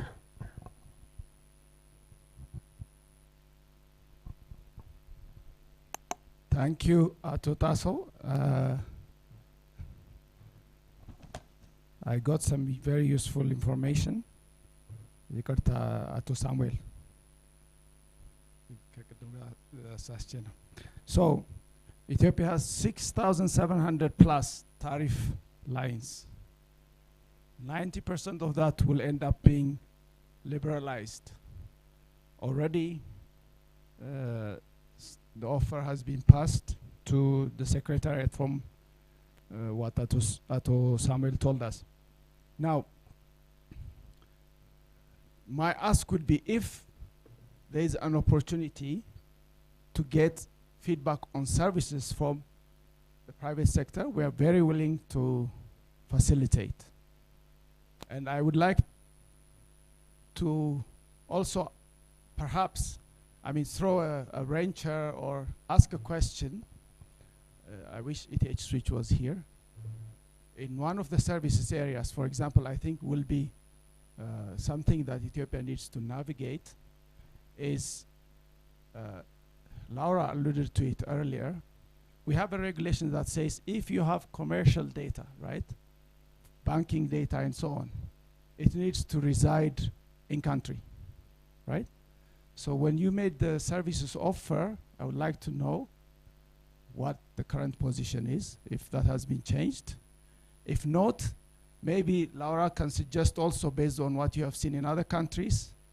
The worry we have, it seems, is that data can be used in an unsafe way for other purposes when it's hosted elsewhere, right? How do you see other countries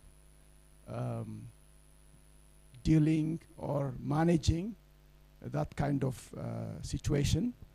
And if you have suggestions for Ethiopia, because it is going to be one of the sticking points. Some countries are going to say, well, we would like you to let that data be where it may.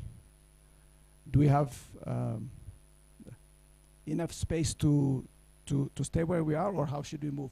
So before I go to Laura, though, I want to ask Dr. Abiot, since he hasn't spoken yet, to add any comments he may have.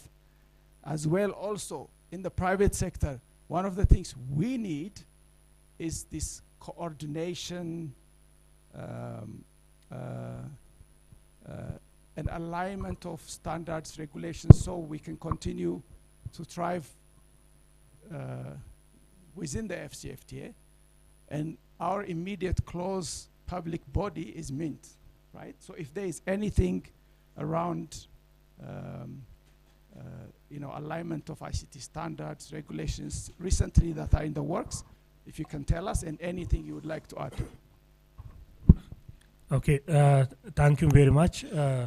I'm Abiot Bayu, Senior Advisor to the Ministry of Innovation and Technology, and also Digital Data and Governance System Advisor at Tony Blair Institute.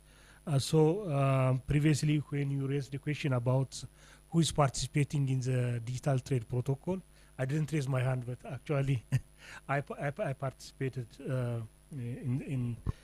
in identifying on or also in commenting the digital trade protocol. So in the digital trade protocol, we have seen two type of entries in the protocol. The first type of entries are those are who are already covered by our existing laws, and there are also some entries which are new items on the digital protocols.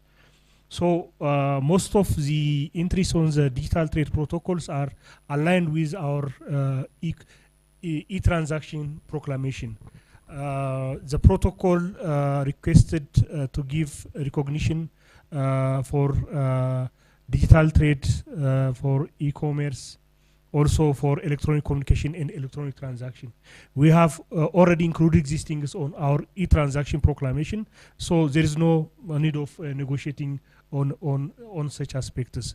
The other things are majority of them also covered by our personal data protection proclamation. Our personal data proclamation is not approved yet by the parliament, but the Council of Ministers has approved it. So now we are working with the parliament for its final approval. So one of the asks on the digital trade protocol is to give enough protection for the personal data that comes from other countries to our country and reciprocating say type of things. So our personal data protection proclamation is covering all these aspects. However, there were some issues which we need to decide, like making zero tariff for digital trades. That means like for softwares, digital music, and other things that can be purchased online. So the protocol requires to make them zero tariff and these things. So we need to decide about these things. So for these things, we discussed with some of the private sectors on their experiences and the prospectus. So we respond positively to the Ministry of Trade and Regional Integration, who is a national coordinator for this digital trade protocol negotiation. So luckily, when we do our e-transaction proclamation as well as the personal data protection proclamations, we try to align it with various protocols and various model acts and bills that are prominent in the market. Like we consider the Malabo Convention of Africa Union.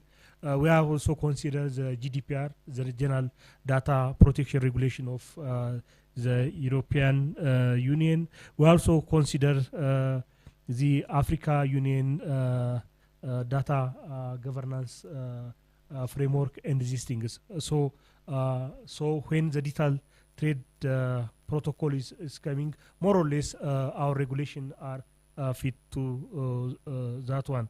But there are still issues that may come not from the nature of the digital trade protocol, but from the implementation. Like, for example, the protocol indicates about interoperabilities among payment systems and these things. Technologically, it's okay, it's possible to make it. So we have also a project, and I'm a steering committee of the ET Switch projects. So technologically, it's easy and it's feasible to do that one, but it needs other type of consideration. They are not technology decisions, actually. They are financial and other decision. Regarding the bank data issues, we have also considered that one. Actually, now we are discussing with, we are in the process of discussion with the National Bank of Ethiopia. So once the PDP is approved by the parliament, so our next step is is going to solve three types of issues regarding where to put the data. As far as the PDP is concerned, the PDP do not specify to put same data here or there, but there are some procedures that companies should follow to store their data. Even they can store out of the country, but there are certain procedures that they should go through to implement say type of things. Currently, we are also working on the national data governance. So we have we are also trying to align it with data governance framework of the African Union. So it's also will be going to align with the digital trade protocol. Thank you.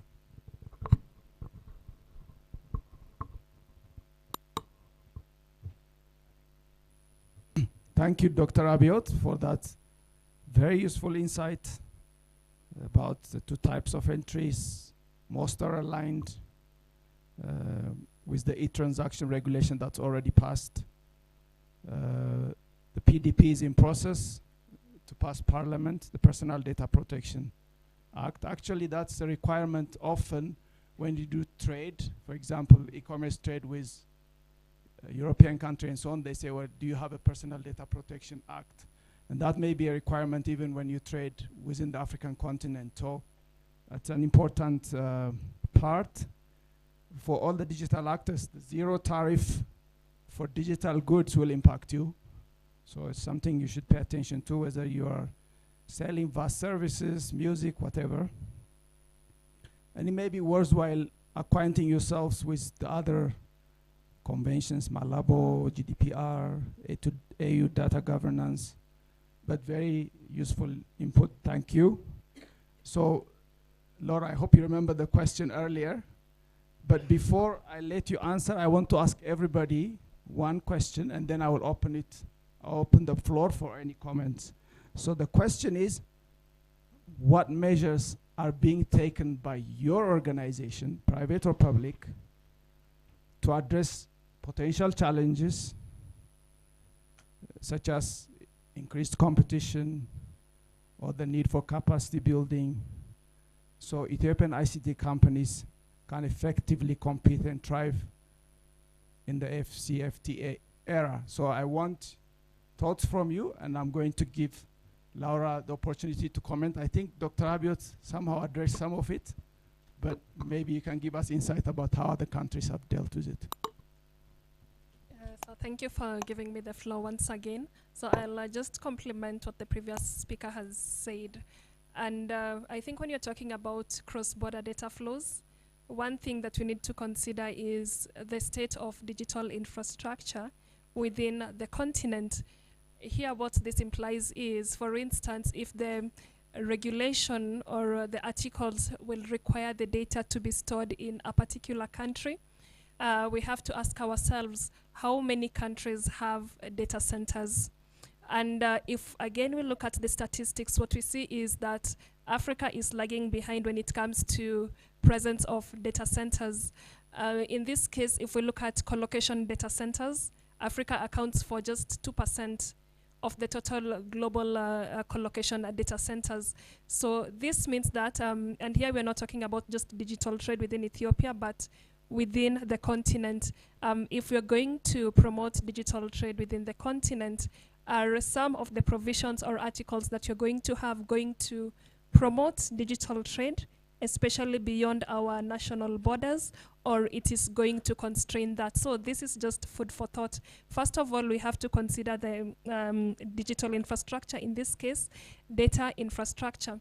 And secondly, we also have to take into consideration the fact that in most cases how the articles or provisions have been crafted, whereby, for instance, if the provision allows for cross-border data transfers, or rather it bans data requirements on data localization, but it might go ahead and have an exception clause whereby if there is data related to national security, perhaps that might not be subject to the provision which bans data localization. And again, the other really important aspect, which again we have just talked about, is the issue of data protection, because again, the fears which are really valid is the fact that your data will be stored in a country which doesn't have strong data protection laws or even cybersecurity governance. And this means that you are at risk, you're at risk by virtue of your data being at risk of misuse or among other things. But this is why under the Digital Trade Protocol, this is just one aspect, and also the other frameworks within the continent, the countries need to ratify them.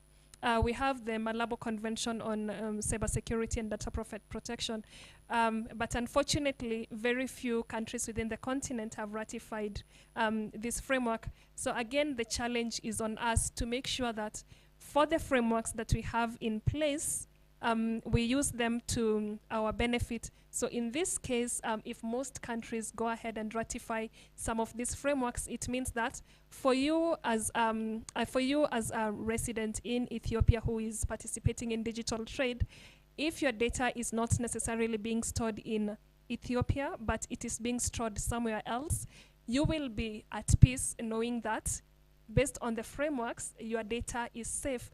And again, we have to be cognizant, and this is my last comment, we have to be cognizant of, again, who are the main operators when it comes to digital trade. Again, we know it is mostly SMEs who are involved in digital trade, and most of them prefer to store their data on the cloud ecosystem because it tends to be cheaper and easily accessible.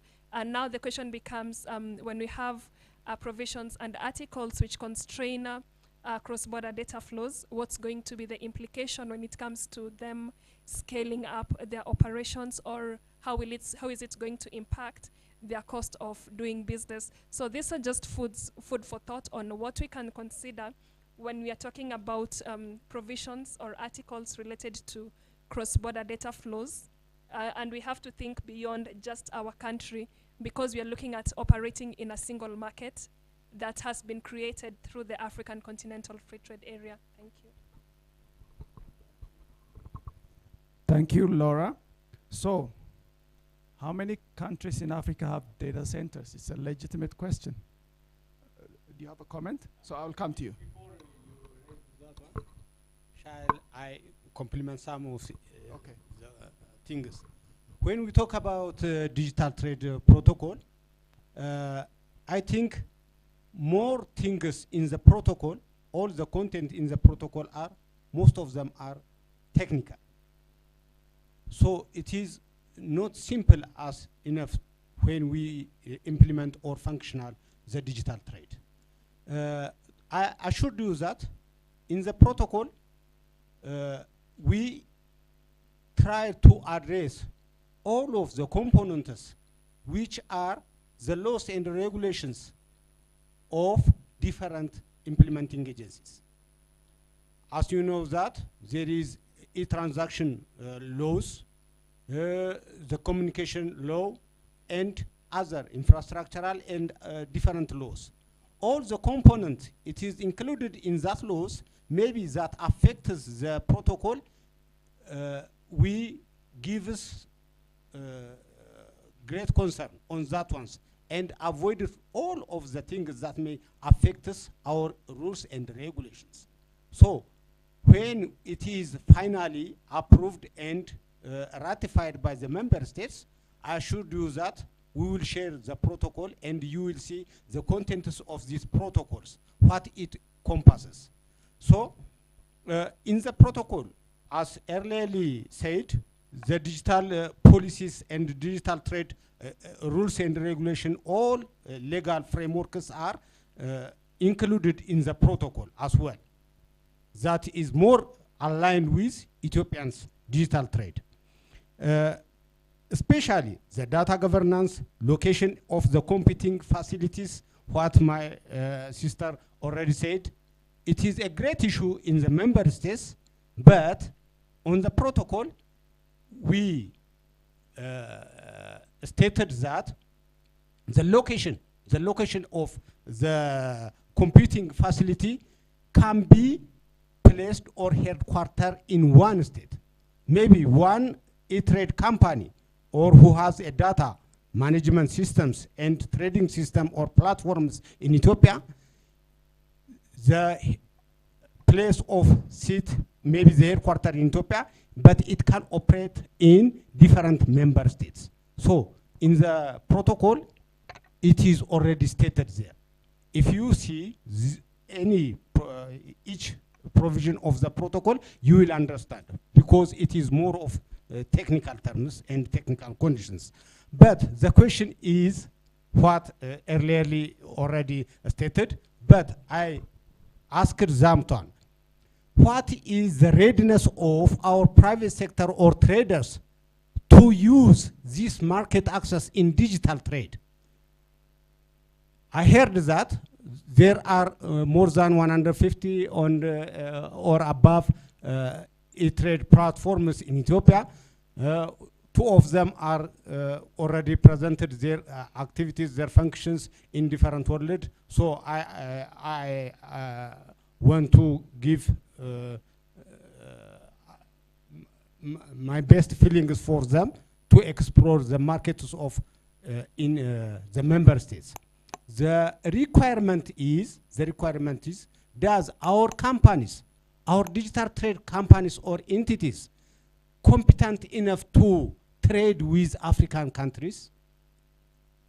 Do they are capable of technologies? Do they are capable of human resources or in capital, also in capital, to function in different member states that can earn foreign currency for Ethiopia? That is the questions. You know that Ethiopia has many youngsters who graduated from different universities. But how many of them are involved in IT technologies? How we trained them? How our companies are activated or motivated to do digital trades in the country, whether domestically or international? Especially this digital trade protocol only brings the market accesses for our business entities. So to utilize this one, the private sector should have be ready enough in technologies, in capital, in human resources. So to gain these ones, policy drivers should focus us on in which sector I should have to train my students to supply digital trade companies. So the main thing is utilizing these market accesses in the country. Well, that is the main question for digital trade. I thank you. Thank you, Ato Samuel. So, personally, I think if given opportunity, Ethiopian companies can rise to the challenge. And the second thing is generally as a point of departure, from my view, the dialogue should happen before the law is enacted.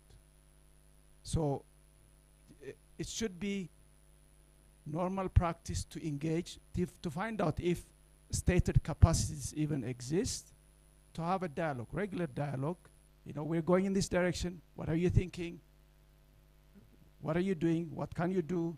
What do you need support in? Should be second nature to us. So let me summarize earlier what Laura said. So there is an opportunity for exception clauses. So those should be discussed. For example, you know, while you're allowing more, what should those exception clauses be? Should be a dialogue among stakeholders. SMEs, important point. A lot of them are on cloud. How will they be impacted? So we don't need to create excessive straitjacket that allows them, that stops them from, you know, thriving. Already operating businesses then have to stop, reverse gear. So that's why we need more dialogue. Ato Guza also told us if 22 member countries ratify this thing, it is law for everybody, right? So even if we don't do anything, when 22 countries adopt it, it will apply to us. So I just wanted to state those. I want to open the floor, and let's have only about 15 minutes for this dialogue. And I want to show you just one slide from our presentation that may apply to private sector. So let me open it. If you have a question, comment, raise your hand. We'll bring mic to you. So you've spoken already, so those that happened first. Thank you. Thank you, ICTET, for arranging such important meeting in collaboration with UNITC and other stakeholders. I think I have some questions. In general, the awareness is good, but I feel it too late. What I see, we are not, I'm representing Digital Transformation Ethiopia Association, BPO Association. I'm also a member of ICTET. When I see this, the private sector not represented in this journey. Therefore, we should include in such kind of initiative in the national trade protocol negotiation and so on, the private sector should be represented. Let me tell you one story. A delegate of private sector traveled to Alibaba headquarters. Then we discussed about the opportunity Ethiopia already signed, EWTP, Electronic World Trade Platform. This opportunity is given for Ethiopia and Rwanda. When you look at the performance, we have got 0 out of 10. Rwanda has got 10 out of 10. This is the reality. We are talking too much, but no action. Why is this problem happen? I asked them, the Alibaba top executives, the reason is your custom process not transparent and too much subjective. Therefore, we get an opportunity we are not utilizing for cross borders. Now, if you look at our single window currently, no integration with other African countries. There is no integration our single window with Kenya, Djibouti, and others. Therefore, we'll be lagging behind if you are not ready. Recently, a delegate, you are also part, I am also part, traveled to B2B mission to Kenya. We saw the ground realities, their readiness, their mindset. Therefore, we should move forward and also engage the private sector. There are many, capable professionals you can include as an advisor in different areas, digital payment, infrastructure, and so on. The other thing, during the discussion of this B2B mission to Kenya, the requests are 2 things. To work with you, we already signed agreement, MOU between Ethiopia BPO and Kenya BPO associations to tap the global opportunity of like $262 billion outsourcing opportunity. Now we expand to Rwanda, Uganda, Tanzania, and we want to include all African countries in these initiatives. 2 things you should put in place. Number one is almost moving data protection law. Now, definitely, recently will be endorsed that one. The second one is consumer protection law. We should have also this. These are the things I want to emphasize. The other one, I don't know, Ethiopia is not a member of East African community. Why? We are always promoting we are in East Africa, but we are not part of this East Africa community. Therefore, why we exclude ourselves from such kind of initiatives? Let's open up the market, our mindset, and so on. This is my comment. Thank you so much. Thank you, Baharu.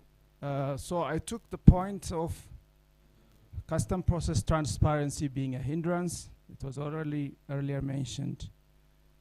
The opportunity for engaging private sector to better understand the specific subsector and craft a workable strategy, which we agree with. I think there are people who can support in consulting and so on, and the consumer law. So next, who has a comment? So let me go to the back, then to you, then to you, then to you, then to you, and let's end there, okay? So it will take more than 50 minutes. Make it quick. Okay, thank you so much. I have here and there questions for some of the members. The first one is regarding FIDA. So how was your current grip regarding integration with different systems? Because I'll introduce myself actually. My name is Mohammed. So in earlier days, our office is in Adama. Currently we have moved to Addis. We have been a software company for the last 15 years in Ethiopia, but none of us or none of you have heard us because we've been doing our job silently. So my big question is for Ato Samuel.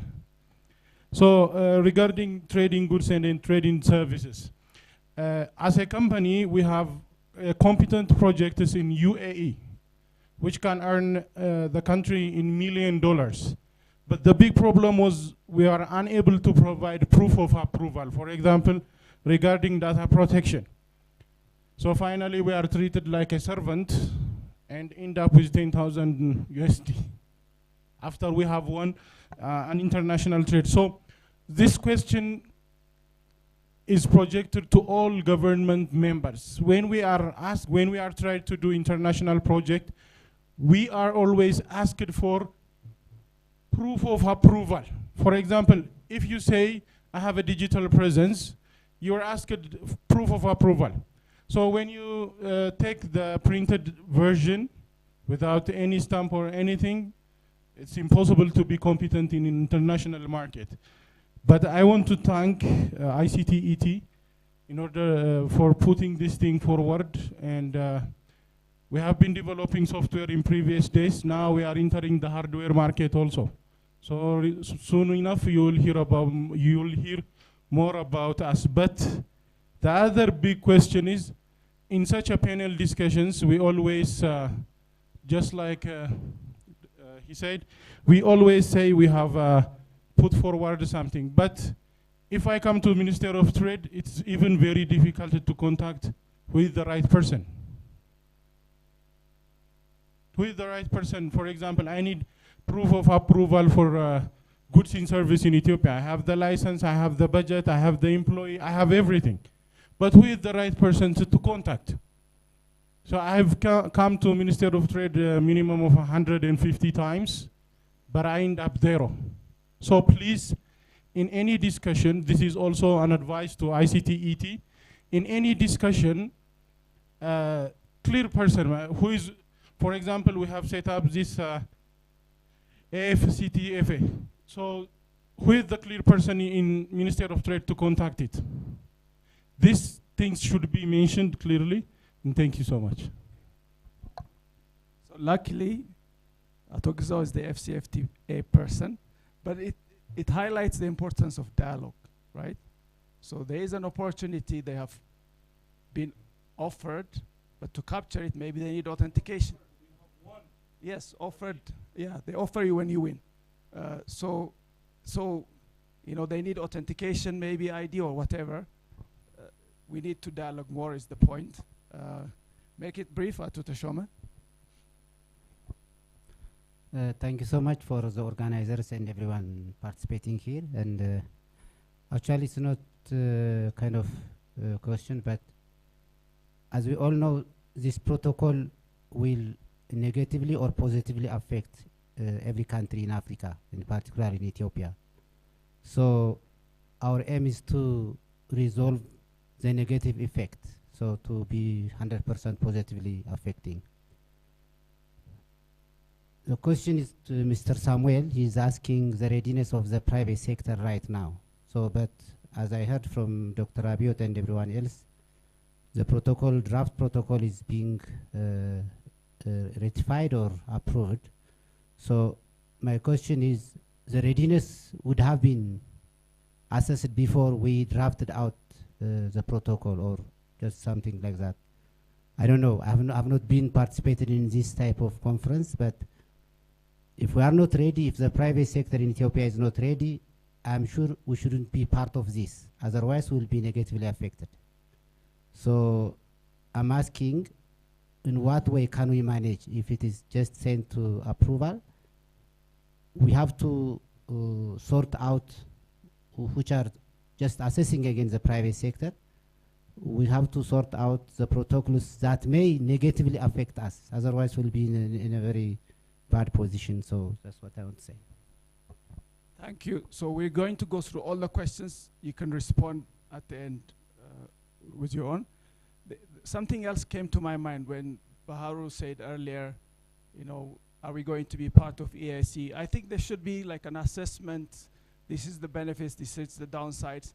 But even before that, Ethiopia has signed a special economic status agreement, which is like in the hierarchy of these kinds of agreements higher than, I think, like a regional economic community. I don't know, Laura, maybe you can correct me, with Kenya. So, but have the private companies pushed the envelope to see, you know, what is already signed in 2015 can be implemented in some ways. And the other point is, you know, it's a mixed bag. So in some areas, we're not that ready. It may be the case. But in others, as you have seen with the two companies, there's some who already are operating in another market and competing. So it's a nuanced view we need to have. Who was the next person who wanted to comment? It was you. Okay. So make it quick, 1 minute. Okay, thank you. My name is Sigist. I'm from Ethiopost. So I have a clarification question. So I really want to be very clear on the basic concept of free digital trade. So when we say free trade, at what stage of the digital trade process do we remove the costs? And who would absorb those costs? And how would this arrangement would benefit the different key actors in the ecosystem? Yeah, this is my question. Do you have? I'll give you another minute because you're from Ethiopost. If you want to say something else. E-commerce depends a lot on people like you, like e-commerce. Okay, so I actually have one information about adjustment. There is an adjustment fund that sits under the AU for when countries remove tariffs, so they have a smoother transition time. Maybe others will recommend, but that exists. But I don't know how it's operating. What's next? Okay, thank you for the chance again. I have two questions. The first one is on the protocol, which was presented from Laura. One of the things you mentioned is about customs. So my question is there anything that has been done from AfCFTA in terms of like simplifying the customs? Because from our assessment also, even to involve on the logistics matter, what make business companies to refrain from the business to Africa, despite the big potential in terms of demand, is the customs challenge, both the transparency as well as the values. So what are the initiatives from the AfCFTA apart from like putting as a protocol? My second question is for Dr. Abiot. I know that Mint is leading the national e-commerce readiness. So can we briefly know where are we as a country and what will happen next?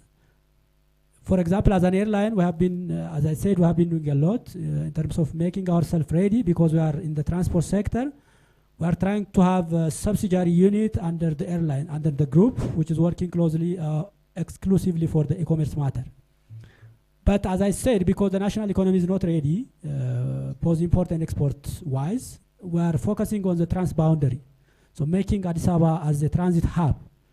But had the national economy been ready, the consequence or the impact by involving on the e-commerce will be huge in terms of foreign currency, in terms of job opportunity, in terms of market access and others. So for that, where are we as a country and what will happen then? Is there any time frame in terms of readiness that you guys put? Thank you. So another thing that highlights the need for continuous dialogue, and given you are Ethiopian Airlines, sometimes you can lead these conversations. Don't forget. You know, a few years ago, we had a meeting before the e-transaction law came up, and a whole bunch of people from National Bank of Ethiopia were there. And people were asking, and now it's allowed, but then it wasn't. People were asking about wallets, mobile money, having e-wallets. And the response then was, it's illegal. If you do anything, you'll be in breach of the law. However, Ethiopian Airlines has been operating Sheba Miles for at least a decade before that. So I don't know if National Bank came to you to say, stop it. Nobody was hurt because you're doing Sheba Miles. So we also know, for example, the work you've done to have a single African air market. A lot of it happened because of the push from the airline. So even in this customs taxation area, I think if you speak, you're more likely to be heard than a private company, in my view. Who was next? So speak up. Who was next? Final one, and then.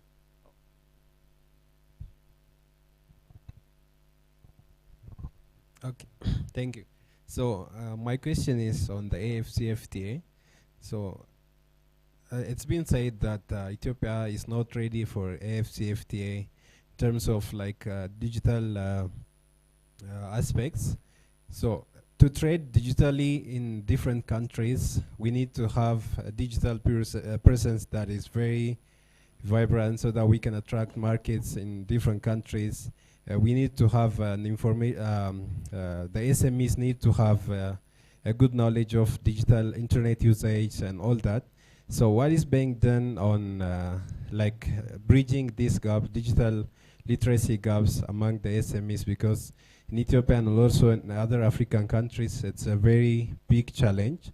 So what is being done, and also what is being done to support SMEs that are locally, that have local presence here in the market, to be enable them to position in different markets. Like as Baru said, ITC is doing a great job in taking some of the SMEs, enabling them into different markets. So what is being done by the government side, especially from Ministry of Trades and also UNECE and others? This is my question. Thank you. Thank you. It's a question about literacy. We had invited someone from Ministry of Education. I don't know if they're here, but it's an important topic. It needs to be expanded outside Addis. We're doing a little bit to try and bridge that gap. Eventually, as an association, we want a charter for it in Ethiopia, just like we have a charter for reading and writing. But it's another topic, it's an important topic, but if there's any thoughts from the panel, happy to hear. Final comments? Thank you. It's just more of inquiries than a question. I mean, like you just mentioned, there is a lot of excuse me, information has been shared, so I'm just wondering if the presenters be able to share their presentation by email or any other sort of electronic method. That's all. With their permission, we'll make it available. We have the presentations. With their permission, we can make it available on the ICTET website. You go to document section, there's many more. So many things, I'm sure. You can pick which one you want to respond to.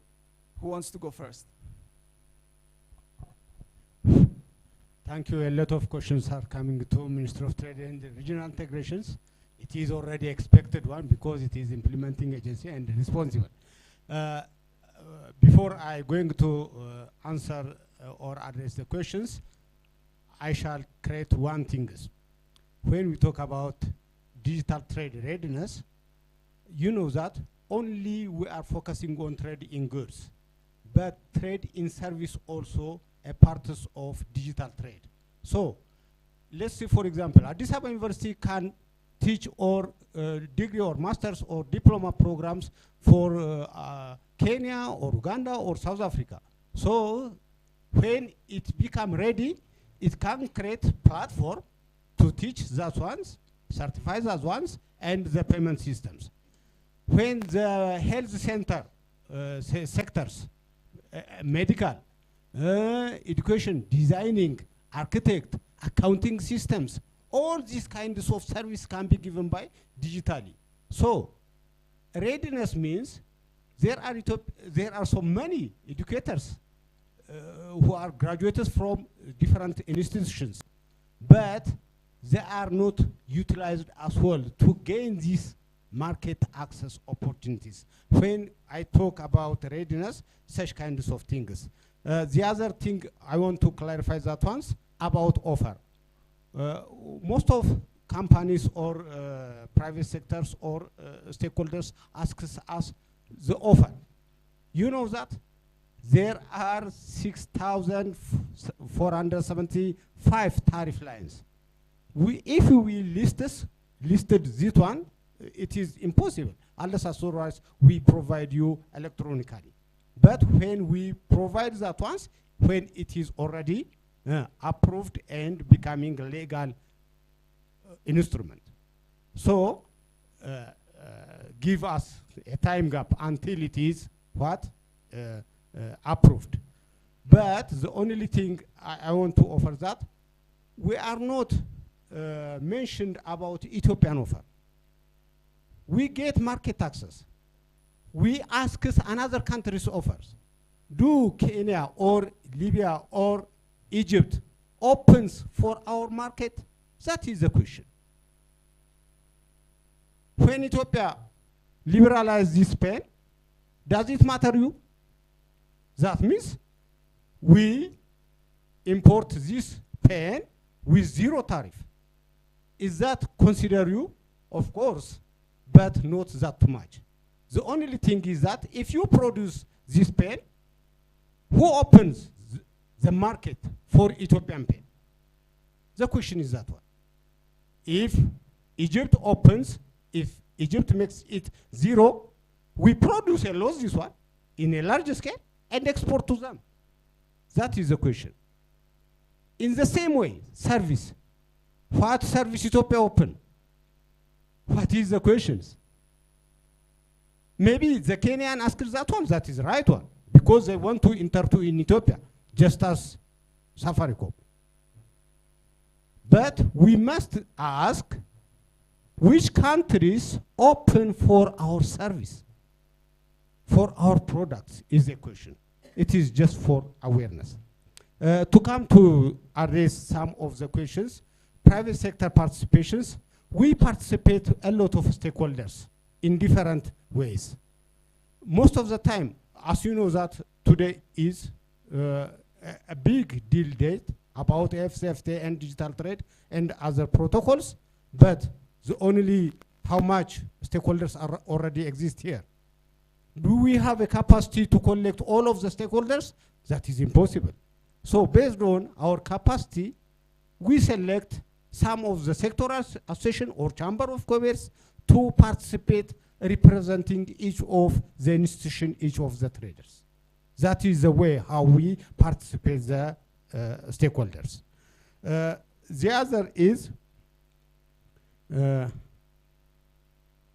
on the data protections. I should use that on the protocol. The data protection provisions already secures for every organization. Even our e-transaction law under Ministry of Science and Technology, it is already protected. Unless otherwise, without your permission, the data doesn't transfer to another country or another person.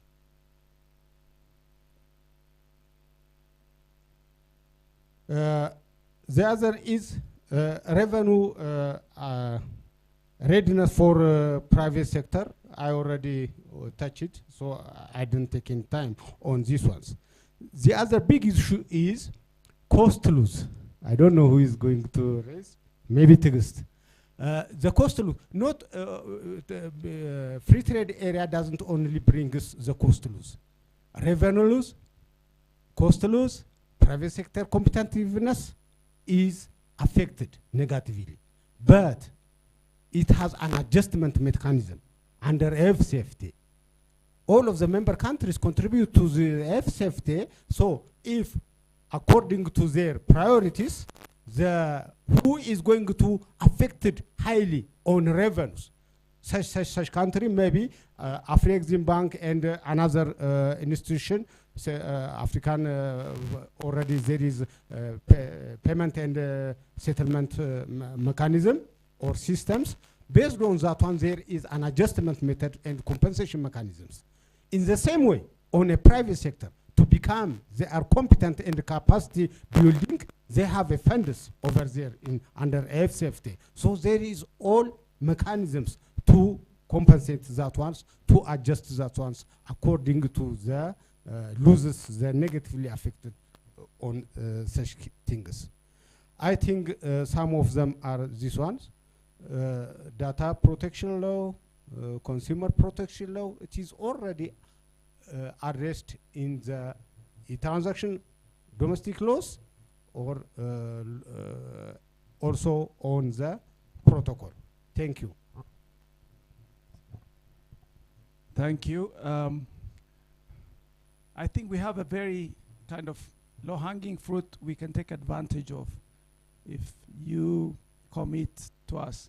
We can create a WhatsApp group or a Telegram group. Remotely, we don't have to meet in person, that we can share relevant and impactful information to each other. You mentioned there's an adjustment fund under the AU for the impact, for example, in terms of revenue that countries may have when removing these tariffs. But I think even if we don't tell, for example, we're putting X% tariff now, it was X before, Y before, in Ethiopian context, we should give a heads up to the companies that are likely to be affected in that area so they can start planning. So after it's removed and it's reduced, maybe some will go out of business, I don't know. Or they will have negative impact. But if they know early, at least the direction of the tariff, they can prepare. So respectfully, where I disagree is this idea of no dialogue until the law is passed. Because then they can't prepare and they go out of business. And from experience, personally, at least in our space, because we see it, Safaricom has entered the Ethiopia market, but Ethiotel has lost nothing because of it. Consumers have gained a lot. The prices have come down, reliability has improved by both. The service offered have expanded. I'm sure the government got $1 billion for the license and they will get more tax from both of them. So it needs dialogue, but it's not forgone that because there is an entrant in one space, automatically everybody is losing in Ethiopia. So please agree to have a WhatsApp or Telegram group with dialogue, and all of us will get better for it. Laura. So thank you for the comments. I'll try and answer some of them, and I'll just complement the last one on customs. Again, we should not look at it as only from the loss perspective. In as much as now the import tariffs have been reduced, but you can think about the sales tax that the country is going to gain in the long term based on the amount, based on the increase in trade.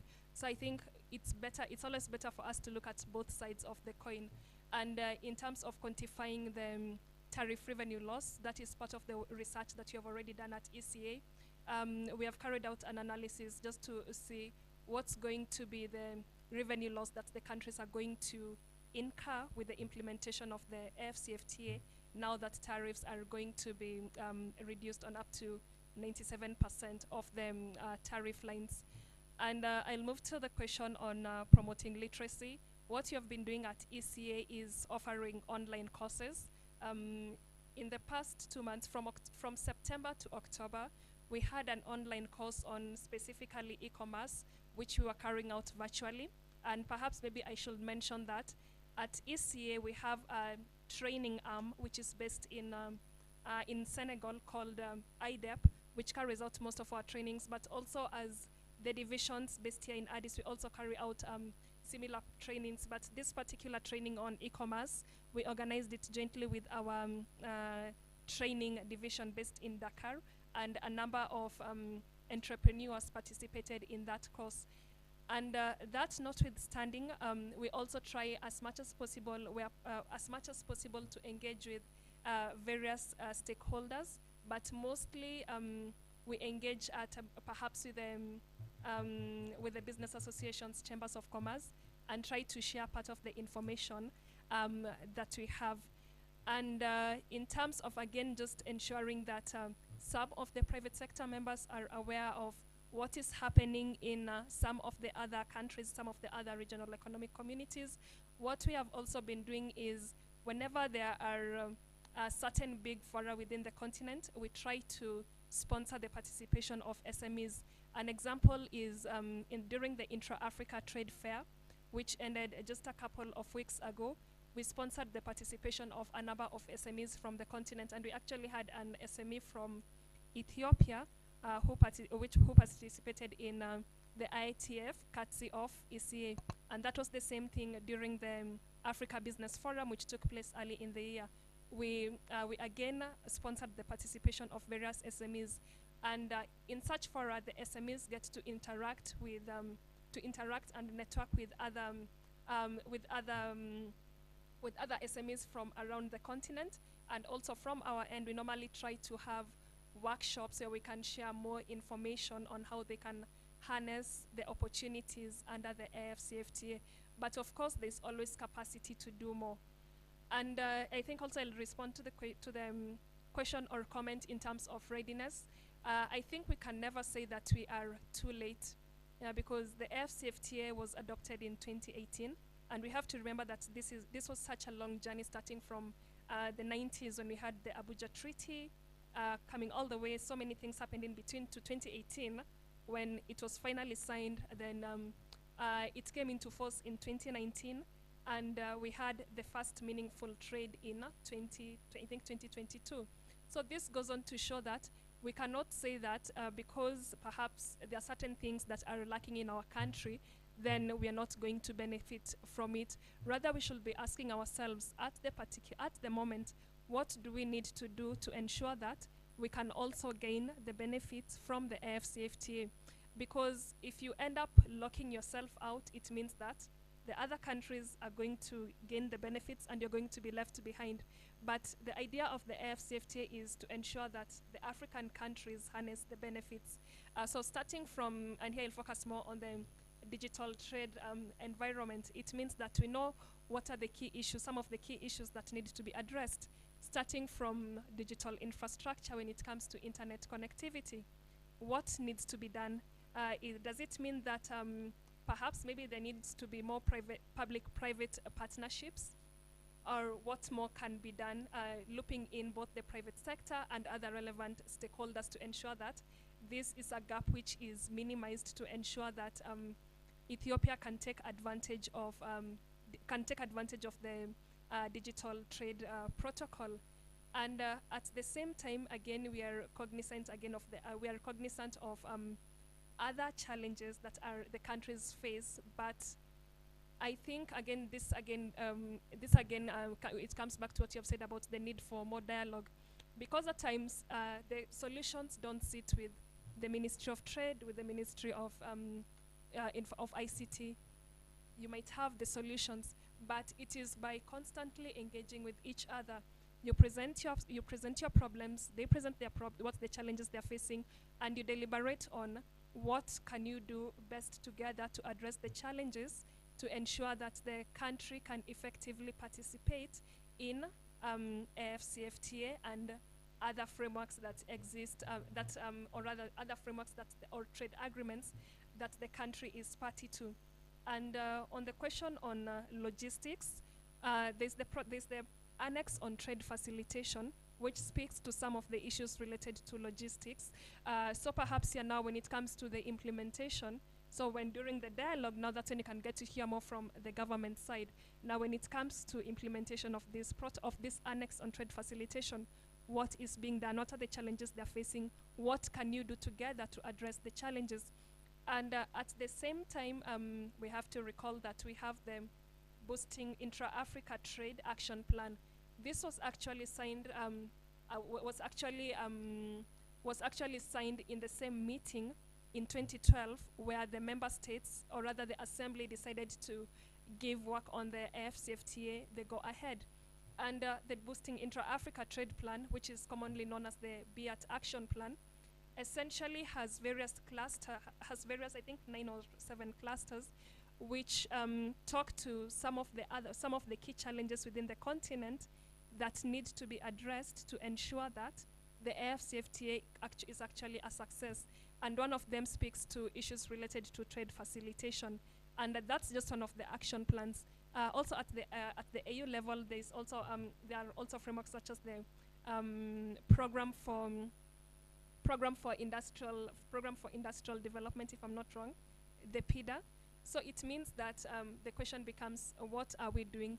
And again, going back to the dialogues, going back to what are all of us doing to ensure that we are moving the needle a bit further, because we can't say that it is up to this select group of people to address these issues, but rather, what are we playing our part in ensuring that we can we can participate in the AfCFTA and harness the benefits.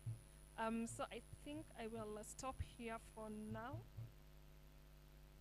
I think I'll stop here for now in the interest of time. In case of anything, we can still discuss afterwards. Okay, thank you. I think both the panelists raised important questions or comments. So access to market. I agree with you. So if there's a company here which sells pens and a market for Ethiopia is blocked somewhere, there needs to be a dialogue. There's bilaterality about these trades. But I'm sure, I don't know, I'm not a lawyer or a policy expert. There's clauses, I'm sure, that can speak to that kind of situation, right? So you open, but if everybody else is closing, you're not obliged. I don't know. At least personally, that's what it seems to me. Yeah, just one second. So I'll come to you. So generally, what I see value in is we should solve jointly, right? If we don't solve together, we don't move the needle, as you said, right? The private sector will lose, public sector will lose, there will be no jobs, no taxes. So if we talk, it may have to be sometimes argumentative, but overall, both sides' concerns eventually will be better addressed than we just think and act by ourselves. That's the main point. And to speak to Ethiopian Airlines' comment, we attended one meeting in Zimbabwe some months back. Some of the countries in the Southern African region are building a zero-stop customs border post, zero stop. So if you are, for example, a company in Zambia, right, they don't have a seaport like Ethiopia, but stuff comes from Malawi or Mozambique through Zimbabwe or another country to them. So because they're working towards having these interoperable systems, the customs information for that good is immediately available when the good arrives at the port in Mozambique or something to the person who needs to know about it in Zimbabwe, in Zambia, in Zimbabwe. So you don't spend as much time, stopping, checking document, everything. So it's in Ethiopia's interest, because at the moment at least we don't have a seaport, to have this kind of systems be in place so we don't have this cumbersome logistics operations that cost more, take more time, and make us uncompetitive. So it's in our advantage. Your point. So just very quickly to confirm that yes, the AfCFTA has the dispute settlement mechanism in place, whereby if two countries are feuding based on what is in the protocol, that can be submitted to the dispute can be settled through the dispute settlement mechanism. And again, we have to be aware of the fact that when it comes to the agreement and also the protocols, the language in the protocols tends to matter. There is what is binding, that is what the countries really need to do, that is they are required to do that, and failure for them to do that, they can be taken forward to the dispute resolution board. But at the same time, there are clauses which are considered to be best endeavors, whereby the countries say we shall encourage, we shall cooperate on 1, 2, 3, and 4. at times when it comes to such language, although when it comes to presenting that to the dispute settlement, through the dispute settlement mechanism, it might be problematic because it is not, such provisions are not necessarily binding on the countries. But in a nutshell, yes, under the AfCFTA, there's a dispute settlement mechanism. Okay, so dispute settlement mechanism. Any comments? Actually, it's lunchtime, so I should make it short. The first thing is what we are doing next. The comment from Bahru, which that the chance given for EWTP, it was the chance was given, it was Rwanda for Ethiopia, but the problem is the custom. There is a problem of harmonization among different type of regulation and laws in Ethiopia. So implementation of the FTP, the Africa Free Trade, as well as the implementation of the Digital Trade Protocol should first work with in harmonizing these things with the existing laws. The problem we face in e-receipt. So the proclamation says the e-receipt is allowed, but not actually, because there are other regulations and the directives that must be cancelled or should be treated in some way. So for implementing the same, the regulation and others, the protocol related to Africa Free Trade Continental Trade Agreement, we need to check our rules and regulations in different sectors. Otherwise, it's difficult to implement, especially the rules and regulations related to custom and revenues. That are very tricky. The other thing we are focusing on building on implementing the e-commerce strategy as well as the digital inclusion strategy, which are very relevant to the question raised about the capacity building. Regarding the private sector readiness, as mentioned by the previous speakers, it's not only that we open our market, but we get access to other market. For example, specifically on the digital trade protocol, it suggests non-discrimination of digital goods in our local market. That means the digital goods that comes to Ethiopia from Kenya or Ghana should be treated as a digital good that is produced in Ethiopia. In the same way, the digital good produced in Ethiopia also treated in Ghana or Kenya with the same protocol. So I think when I see the things here, it's an advantage, but it's a challenge. So especially for those companies which has weak stand in these things, so definitely there will be a disadvantage. But in general, when you see in general, it's an advantage. It's the opening of additional market. The other thing, readiness for e-commerce, where Tedros raised, actually Mashingo presented that one. So the readiness for e-commerce is measured usually with the digital infrastructure, logistics, postal readiness, and regulatory mechanism. I think the last 3 years Ethiopia has improved a lot in this direction. Regarding the issue raised from the postal service, I think there is a unique entry on the digital trade protocol about postal services.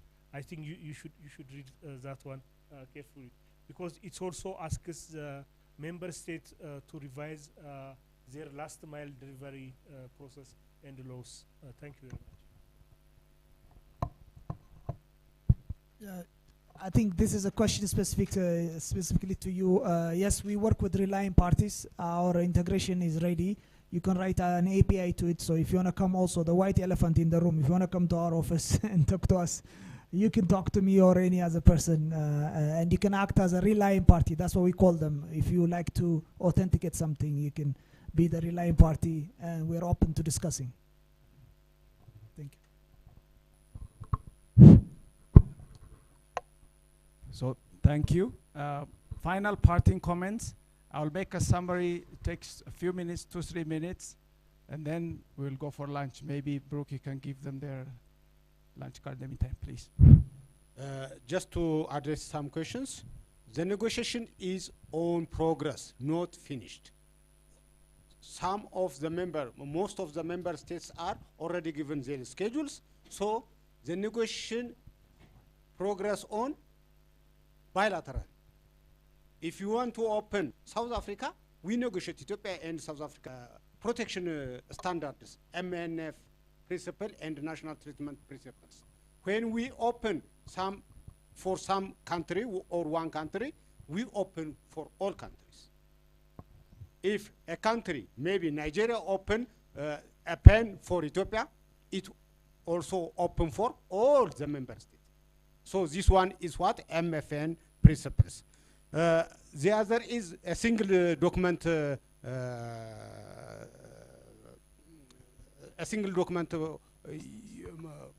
card or system in AfCFTA. There is from one country custom borders to until the other custom borders, it can travel or transmit anything, goods or services from to other countries without any stop.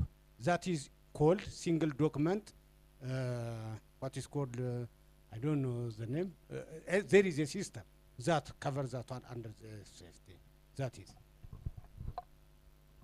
Thank you very much. It looks like you all need to be a little bit of a lawyer or get some legal people to talk to you. There's a lot of things that was thrown today.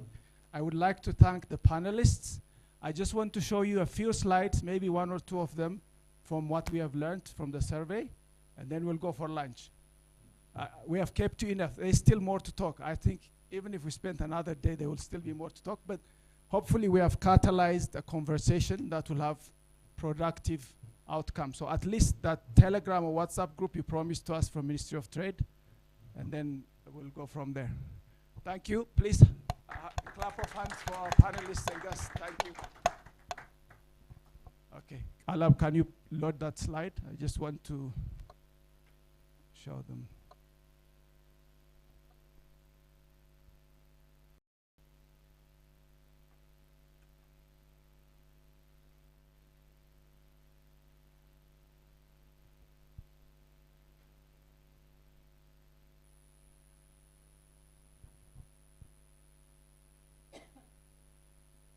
Keep going. Next slide. Next slide. So this they already covered. So this is the path of where, how it progressed. Keep going. These are the go back one. One back. Hold on. These are the operational instruments. Maybe you should spend some time trying to understand them. Rules of origin. Digital payment system, trade observatory, and so on. These are already set up. Next. So these are some of the major milestone: tariff reduction, rules of origin, secretariat is established, monitoring, evaluation, and negotiations going on. Next. This is what's completed and what's going on. Phase 1 and phase 2, trading goods done, trading services, dispute settlement mechanism done, intellectual earlier. This was mentioned to you. Now it's digital trade and women and use. Next. The challenges, harmonization, it was mentioned, and non-tariff barriers, infrastructure. Okay, next, there are some ongoing negotiations. So ICT-related operations of the Continental Free Trade Agreement, the e-commerce, payments, harmonization, skills, cybersecurity infrastructure was covered next. So these are the issues to be addressed regarding e-commerce and digital trade. So challenges as with customs duty was mentioned, consumer protection, data protection, IP,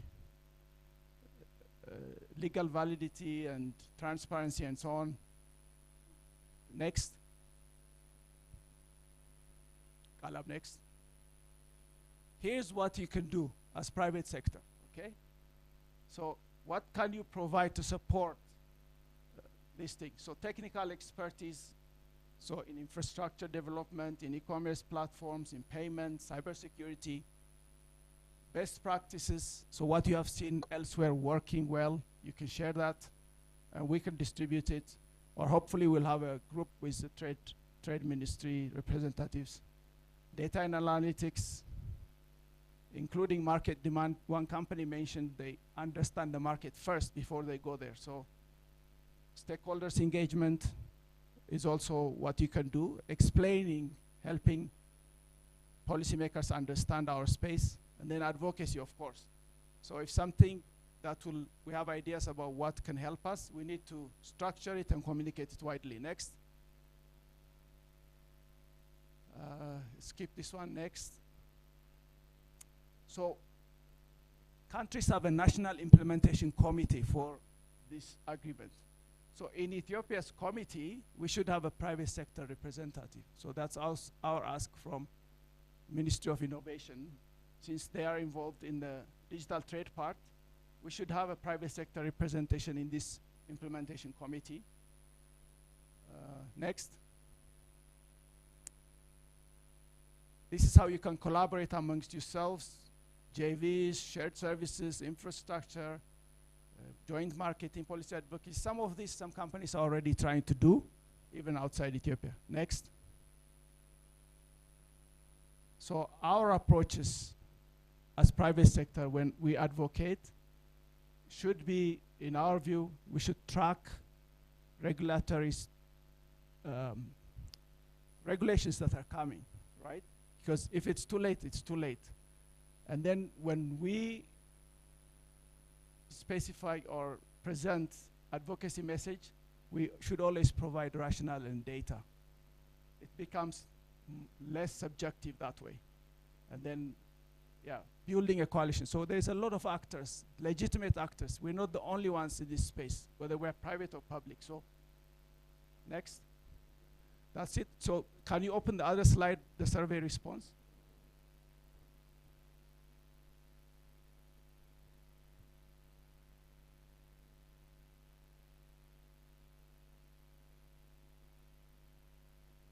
I think this is already forgone. So most people say they're somewhat familiar with the AfCFTA, but based on the conversations today, I'm sure there's some things you thought you knew, but you didn't know. So, but overall, this is, most people thought it will affect positively the ICT industry. Keep going. This is a question about whether your company was is prepared. 31 companies responded, and most think they're prepared. Well, I mean, it's not majority, but it's the largest percentage. But if you add the others, including not very prepared, not prepared at all, or somewhat prepared, it's a majority. So it's worth noting that. So what is obstructing your company from taking advantage of the AfCFTA? Most say lack of access to finance, but the others are almost equally distributed. This one has a little bit more infrastructure. Next. Are you familiar? No, with the touch. The other way. So what measures should government take to help the ICT industry? Most people think trade. I can't read it now. I think it's trade-based facilitation or something like that. That's the biggest percentage. We'll share this to all of you.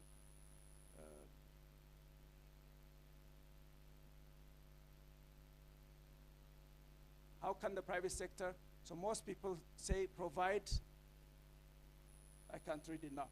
So I think it is provide news services. So can you make it a little bit bigger?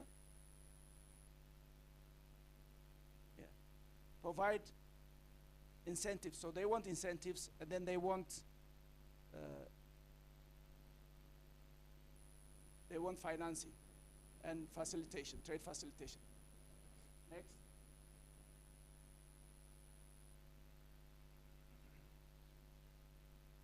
So how important is regional cooperation? Very important. Next. These are the free open questions we asked. We'll share it with you. There's a lot of useful feedback, maybe especially for Trade Ministry. Keep going, 8.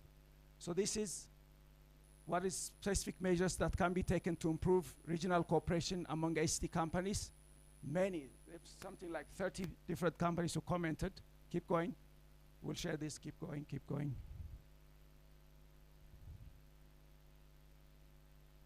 And what measures can your company take to better position itself? A lot say partner with another company in another African market, which is what we observed last week in Kenya also. And then some say we need to expand their product offering. So this is, okay, one more question. Keep going down. How frequent should dialogue happen around this? Many people say quarterly. So quarterly and half a year. Biannually, together is the vast majority. So people want to dialogue. That's all the feedback. Sorry for keeping you late, and thank you all for coming. Sam, do you want to make a goodbye comment? All right. So your lunch is served. Please enjoy your lunch and good day.